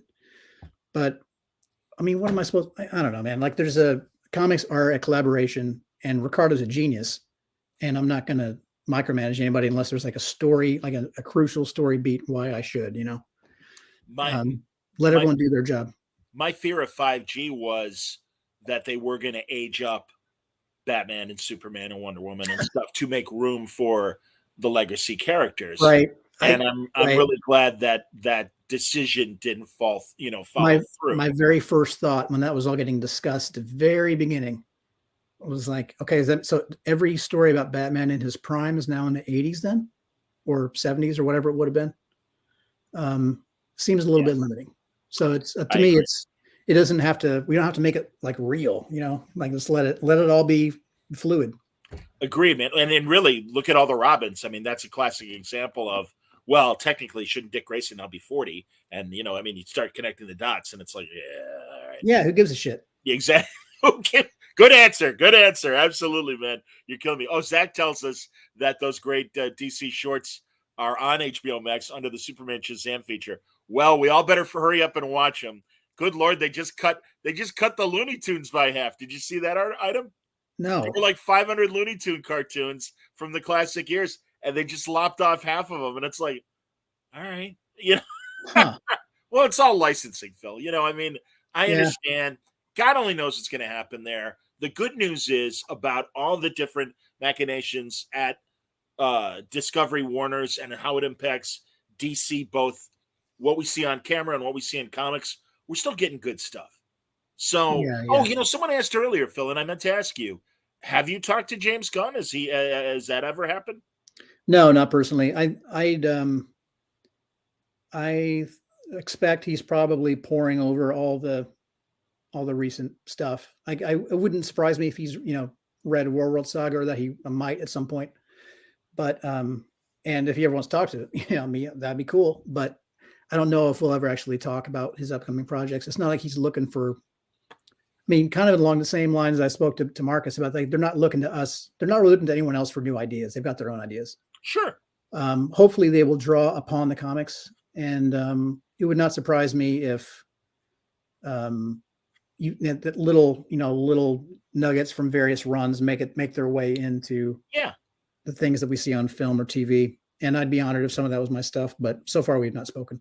No, just like Marvel. I mean, we're getting the Secret Invasion miniseries with Samuel L. And obviously it's going to be different from the comic. And yeah, Right. Feige obviously had his greatest hits that he was playing with. And I think Gunn has already telegraphed love for certain classic, DC stories. Like, I know he had a shot of the Kingdom Come cover, a couple weeks ago and stuff. So, there you go. If they ever do, if there's ever a proper film or TV or game or whatever development thing of the War Saga of as a whole, then I hope I'm involved, because I have fucking reams of paper of notes about the different Warzone tribes. I mean, there are Earthlings on Warworld that we never got to see at all. There's all these wars that happened, and we got to see just a couple of the little of the shrines to Mongol that are on the planet, and the thing where Mother lives, or where her nest is. Like, there's so much stuff that we didn't have time to explore. I could have written that book for 10 years. Well, so I really hope that if it ever gets developed, that I get to have conversations with those people, because there's lore that I want to survive in DC Comics. Like, we tried to make Warworld a much more interesting, deep, complex place that hopefully will lay seeds for stories for generations. Like, if anyone wants to play with Warworld, there's a big place to draw on now. So I really would like to have those conversations. That'd be great. We'll see if that ever happens. I hear you, man. No, very cool. Well, dude, I mean, it's I'm worried that it might be past your bedtime. I don't want to keep you up. Oh my God, dude. I've been going to sleep at like dawn lately. It's been a problem. Really? Yeah, it's been a legit problem. I got to figure some shit out. but yeah, I'm not sleeping much. But anyway, let's do a couple more questions. Let me, if you mind if I just scroll the chat and I'll look for a couple Feel free, more? man. No, if you got something you want to talk about, by all means. Somebody's showing some love for Catwoman. Yes, indeed. for the movie. No thanks. Let's see. I think he's probably fucking with us. How do we get you involved with the Justice League World animated movie? Yeah, it's too late for that. That's already in the can. Oh, is it really? Are they making it? Yeah, they're making it. Yeah, Did you honestly? No, I don't know how much the War Saga is going to make it in there. I hope it does. I get the impression that was more of a a thing where we were working on the same thing at the same time and nobody knew it. Oh man. So I know. Oh, Well, that's we'll see where it goes. I could be wrong. hey. Thank you, Zach. He wants to mention that people, if you can, donate to Patreon. Yeah, patreon.com/word balloon. Everybody, the crawl is underneath us, and I'll tell you honestly, 2023 has become suddenly challenging a bit, and I'll be okay. But if you can help out, and if you like what you see here or listen to on the podcast, yeah, please, I'll throw I'll throw the commercial in here. Patreon.com/word balloon. Word balloon was my. I don't give enough on Patreon, but word balloon was literally the first one I gave to. And that was several years before I ever came on here, I think. I appreciate it, buddy. Anyway, see, Marcus asked, "What was my dream project? You get to write whatever property you want, choose your artist." Honestly, I'm doing it right now, man. Like it's Action Comics, 100%. And it's not just Superman; it's Action Comics, like the old legacy title. Yeah. And traditionally, there's like this hierarchy of sales that's kind of expected, where Batman sells more than Detective, which sells more than Superman, which sells more than Action, because of like the titles and the popularity of Batman and various things. Like you always expect certain books to get more than the other. I just don't care about that shit, I guess, as much as maybe I should, or maybe other people do. It's such a huge honor to get to write Action Comics, and they will pull it from my cold dead hands, and I'm going to keep doing everything I can to make it something memorable. Superman means so much to me. It means so much to my son now, and I know other people to whom Superman was very important, and saved him in various ways. When Grant wrote that, oh, thanks, Michaela. When Grant wrote that moment where Superman saves the girl, the jumper, in All Star, that saved somebody's actual life.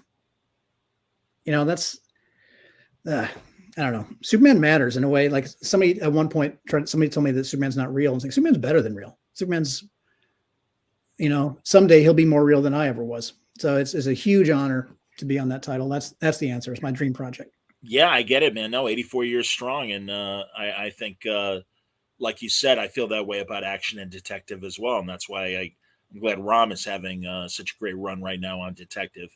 No, those are the first books, man. I mean, those are really the original DC books.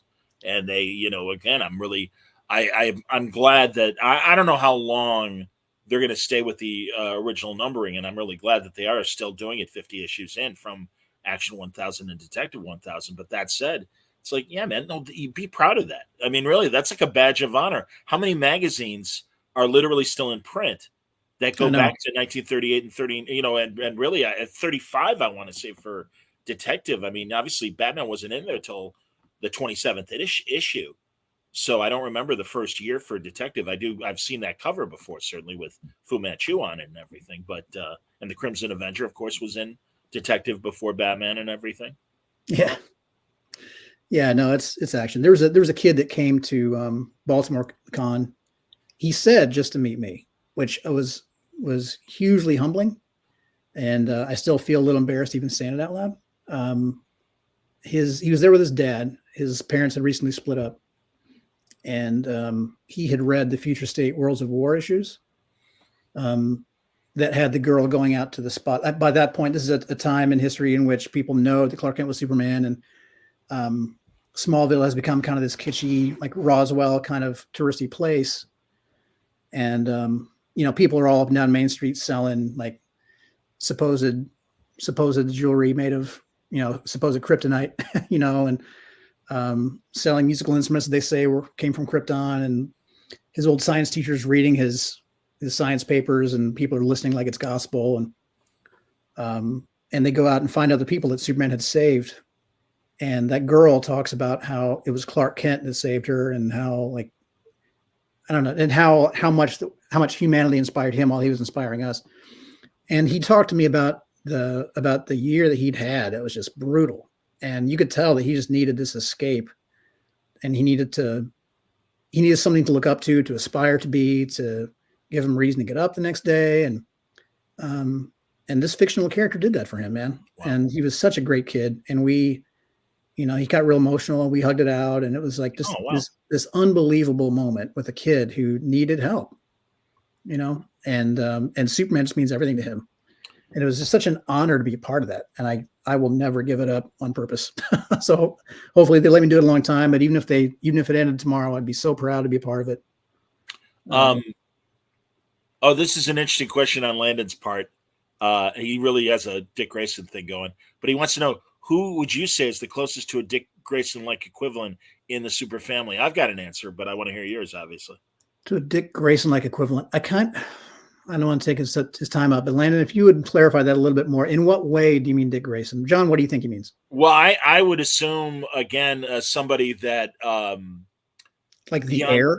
beyond being a well, no, you see, no, that's interesting. And again, you're right; it is kind of a general question. I interpret it to be like a sidekick or whatever, or an important younger person in his life, and I would say Jimmy. I mean, you know, Huh, and I okay. know that's great. Well, and again, I lean back to my love of the Silver Age, and even reading reprints of the Olsen Robin team, and that they in World's Finest, there were a handful of stories of them teaming up, and they even had their own secret headquarters beyond the Batcave and stuff, or the fortress called the Erie, and that's where they hung out. And you know, Jimmy's in his green, you know, plaid outfit and stuff. Oh, okay. Landon explains. He says basically the first legacy hero, the most prominent legacy hero. Most seem to say Kara. Whatever, man. Mhm. Whatever, man. They're all so different, man. I don't know. Yeah, I It really is like, I mean, I'm sorry and the about the, dynamic has changed because yeah, of the fact that yes. they've repositioned Kara as being this, like you said, a teenager who grew up on Krypton and kind of does have the edge on Superman. And I kind of like the subtext of, hey man, I know you're older than me, but I remember when you were a little baby in my arms and everything, and I was your babysitter. So I kind of like that dynamic. And I would say from a original introduction to Crisis era, that yeah, that was Supergirl. But I think things have changed. Yeah, that question, I feel like I need to answer it over and over again with different answers because they're all so, like, every member of the super family is precious and important for a different reason. And I personally love them all for different reasons. I really relate to Connor being like kind of the odd man out, where Yes, he's not actually Superman's son per se, but he was around before John, and now true. Superman has an actual son that's here, that's in some ways kind of better suited to be like a Superman type character than Connor is, arguably. But then Connor's got this whole other personality that's so unique and brings such a cool color personality to the super family. I sympathize with Connor a lot, and I want to see him be awesome. I just like Connor's the shit. And Kara, yeah, is like the last real remnant of Krypton in a much more real way than Clark is. Clark carries this legacy with him, but it's almost theoretical. It's like this legacy that he never got to see. Yes, And Kara has memories from a home that you know everyone she ever knew has died. You know, that so was Kara is really like the kind of this last bastion of Kryptonian culture that she regards herself as like the one that carries the torch, really. agreed. And you know, Um, that's what I loved about James Robinson and Rucka's New Krypton story arc from 20 years ago. And both Zod and Allura, Superman's mother, or rather Supergirl's mother, telling Clark, all you have are literal, like almost like photographs of your parents. We know what Krypton is. yeah, And you don't understand, like General Zod is not the villain you think he is. He was a nationalist that had a different point of view than your father. And that was very interesting. And it made, I think, Superman doubt what he had learned from Jor-El and Lara and the crystals, or however you want to convey what they taught him. But yeah, I think it's yeah, I agree with you, man. You know, I mean, if we're talking about who is the next like legacy Superman, as far as their relationship with Clark, here's one cool dynamic that we haven't really talked about yet much. He brought Osul and Otha Ra from Warworld, and now because of how Superman saved Osel's life with the fragment of Olgrin, the god of gods. Osel is now a new god. So he's got power that is potentially, in theory, greater than Superman's, or at least it's not of Krypton, really. He's got the whole Kryptonian lineage thing, but he's also got the power, this other power that comes from the first world gods that we don't even we don't really understand it yet. So we've got this kid who's got these powers that Superman doesn't understand. So in a way, that kind of puts Lois and Clark in a Ma and Pa Kent situation, where, you know, when we saw Osel Ra kind of flame out and go crazy new god in issue 1049, I think. That was kind of like, I imagine the Kents seeing Superman lift the truck or whatever for the first time, like, holy shit, what's happening? How do we deal with this? How are we going to protect this kid from himself or from whoever, you know, does anybody kind of come from him? It puts him in a very Ma and Pa Kent kind of situation. Yeah. So in that way, he, like, Osel Ra is Superman's true successor because he's kind of repeating the events that brought Superman to Earth in a way. Interesting. So they've all got, they're all Dick Grayson in their own way. It's hard to really say. I like it. No, absolutely. No, well thought out. Oburo wants to know who would win in a fight, Galactic Golem or Olgrin. Olgrin is kind of the DC Comics version of Kronos in Greek mythology. The father of, like, the Titan that birthed all the gods, you know, like he was so powerful that the other gods couldn't let him live. And they couldn't even kill him after that. Like, they had to split him into 7 different aspects, like not actual body parts, but different things that make him, like, different aspects of creation. You know, his creative spark, his will, his wrath, his whatever, like all these different things that you need to. Anyway, it's complicated, but he's kind of like this concept. It's bigger than, like, you're never going to see Olgrin just like punching someone. Olgrin is a different kind of thing. And that kind of ties back into when I met Grant in Glasgow. We hung out and we talked basically for hours about Superman and other stuff too. Like, talked a lot of shop, talked a lot about people behind the scenes and all that. Not in shady ways, but like I guess there's a little shade here and there, but mostly it was all very positive. Grant talked about how the idea of Darkseid just being a guy that would punch somebody in the face or get punched in the face is just kind of silly. And like, Darkseid should be this force of nature, this unknowable power. And that's exactly how I've always seen it. And it was so cool to kind of jam on that whole concept. We just kind of talked about the new gods and what they should be and what they represent, how to actually put them in a book, you know? And Olgrin is like that for me. Olgrin was like he's not exactly Darkseid before Darkseid, because he wasn't just evil or just crazy. He was everything. He was just unbound, you know?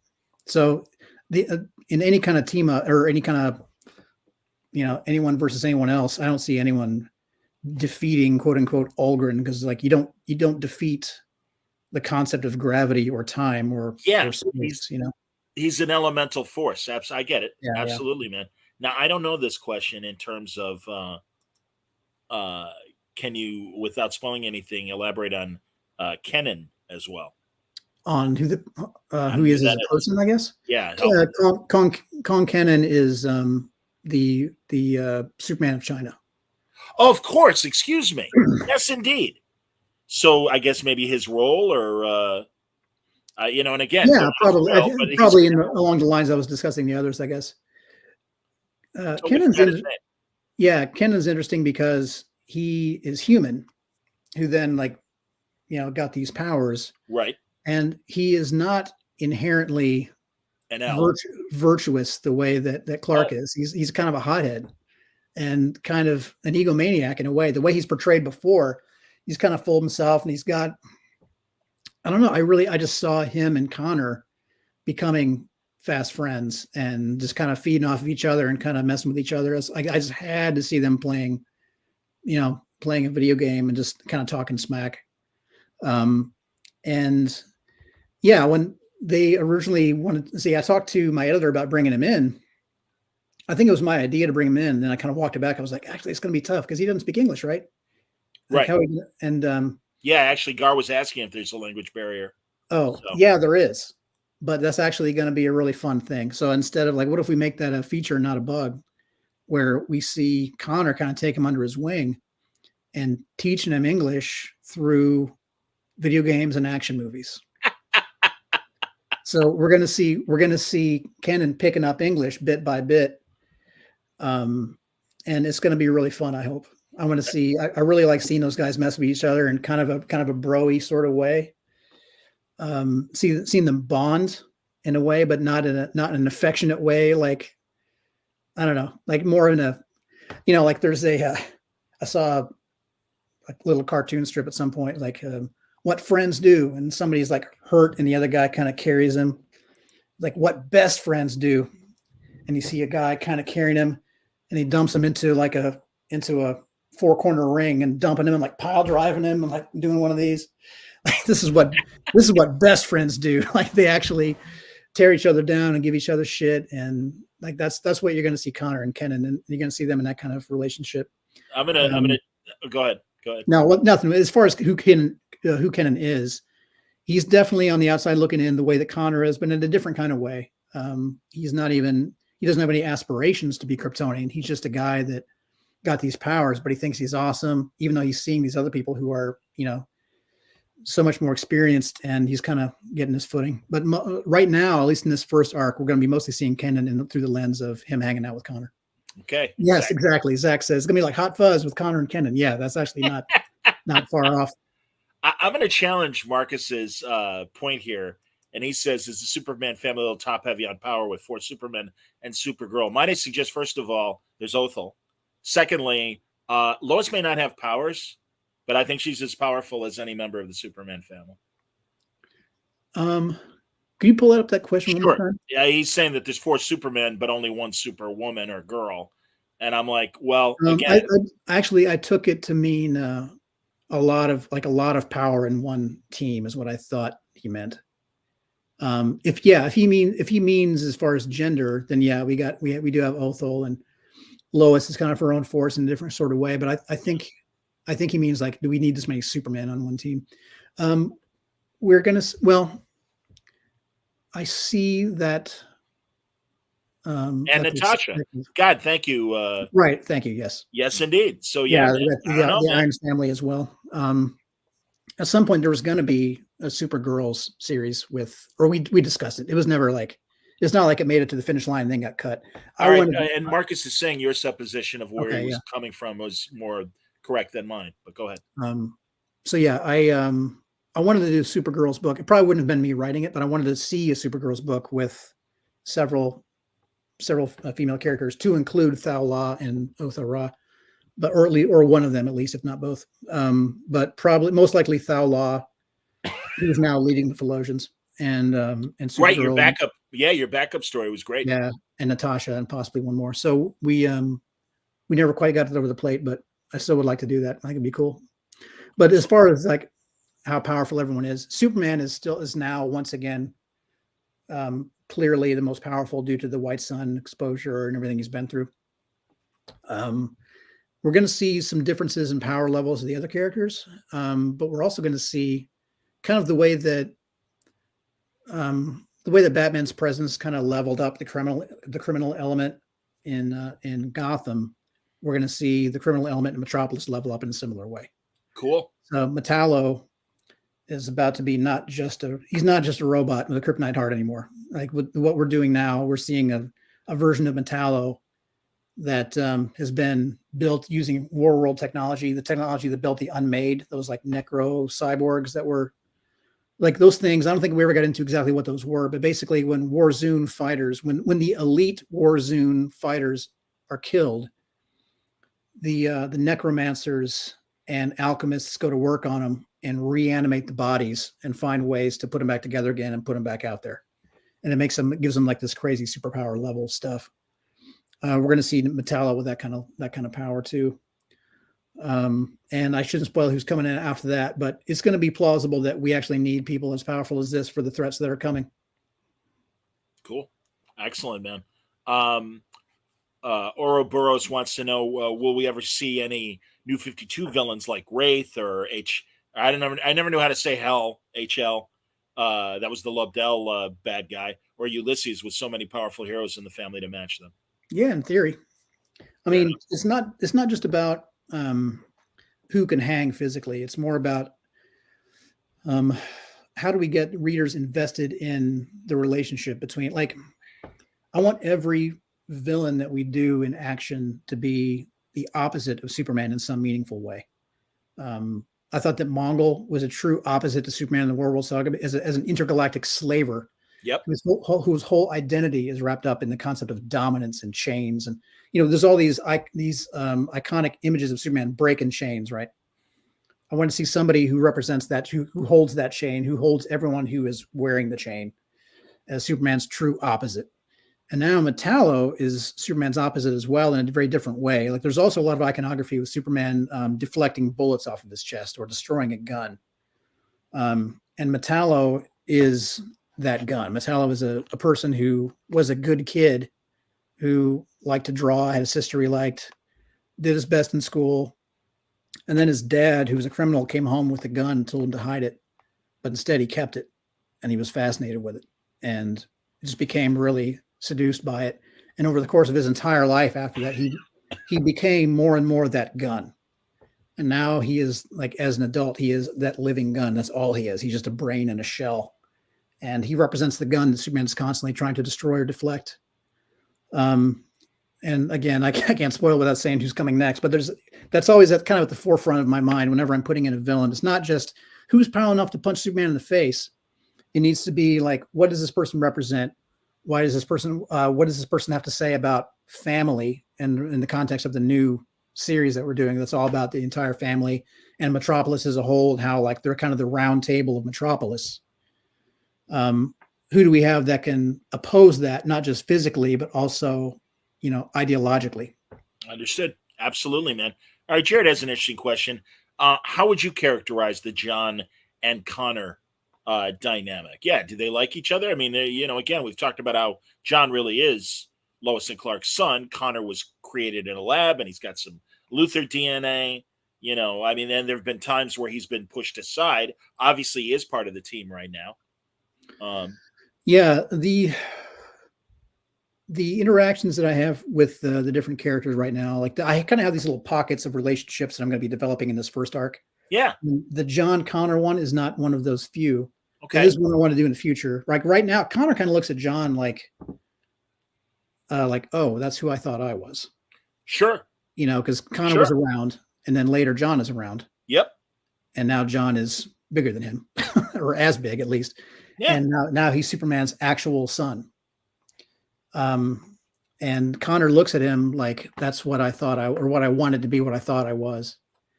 But it doesn't mean he resents him. He doesn't. Like, it's the same thing with John looking at Connor, and now John is looking at Osel-Ra and Othra saying, oh, that's what I used to be. Sure. There's all these relationships of, who's senior, who's the favorite, who's the actual heir, and everyone thinks it's someone else. Like, John thinks it's the new kids. The kids think it's John. Connor thinks it's John. Kara is still, like, she has her own baggage from things that happened on Krypton, and, like, she's supposed to be the senior one, and instead she's younger. So it's all just a complicated dynamic, but I feel like it's all stuff that needs to be explored and will help define who everyone is. Marcus says he hasn't been this excited for the future of Superman comics since Jeff Loeb and Ed McGuinness were on Superman Batman. That's nice.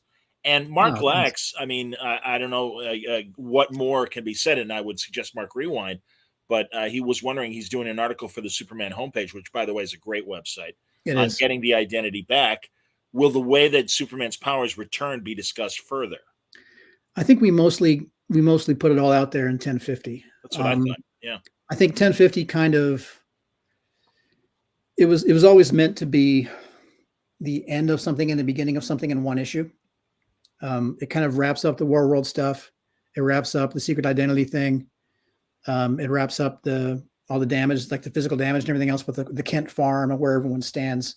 It leaves everyone kind of standing, looking forward, So it's it is kind of a setup for what's next. It's almost like a free comic book day issue in that it's like, here's all the things you can expect at the end. Like here's what's coming next in Action Comics. Here's what's coming next in Superman. Here's what's coming next in Adventures of Superman, while also acting as the coda for the things that have been happening recently. So I don't think we're going to dwell on it too much. If it did come up again, like much, it would probably be in the pages of Superman, because that's where Lex is most prominent. But you have to talk to Josh. I'm not sure, actually. And I would imagine Caesar says, will Big Barda and Mr. Miracle, how will they react to Osel? I would imagine the New Gods' reaction to Osel is not over, obviously. Yeah, we'll see. I shouldn't get into it. I should Absolutely. probably, we've been 2 hours plus. I should probably go, I guess. Yeah, we could wrap. Absolutely, man. No, you've been great with your time, Philip, as always. And very excited to hear what the new announcement might be shortly. Oh, dude. But great to hear that there's a new Bond arc coming as well. And man, what you and company all have planned for Action and the other Superman books. Again, everyone, if you haven't read 1050, that's a great jumping on point, and that's where you want to start. But in just a couple of weeks, 3 weeks away from 1051, and Phil was really kind to let me see, and everyone's going to be excited. And I'm telling you, man, Metallo and his new form and his relationship with Luthor, very intriguing, and it's going to be a hell of a story. So I'm excited for it. Art by the great Rafa Sandoval, who is crushing it. He's so good. I can't say enough good things about Rafa's art, and he's going to be the regular guy for a long time. There's every now and then there's going to be a month where he has to step out because of just scheduling and comics, and that's how it works.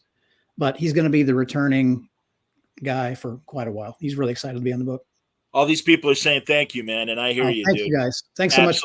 Thanks everyone for all the questions. I really appreciate it. It's a huge honor to be on this book and honored to talk to all of you. There you go, man. Well, again, thank you, Philip, and we'll have a new conversation soon. Everybody, thank you all very much for watching. More Word Balloon Live coming in January. It's going to be great, and of course, I hope everyone appreciates the reprints as well, because I've over the years, God, I'm going into my 18th year. Insane. Nice, man. 18 years. But yeah, luckily there have been some really great deep conversations. So I hope everyone is enjoying looking at those that maybe before you started listening to Word Balloon, you've never heard before. And that's what I'm kind of pulling. And I think there have been some neat stuff. So until next time, thanks a lot for watching. Stay safe, stay happy, stay healthy. Thanks, you guys.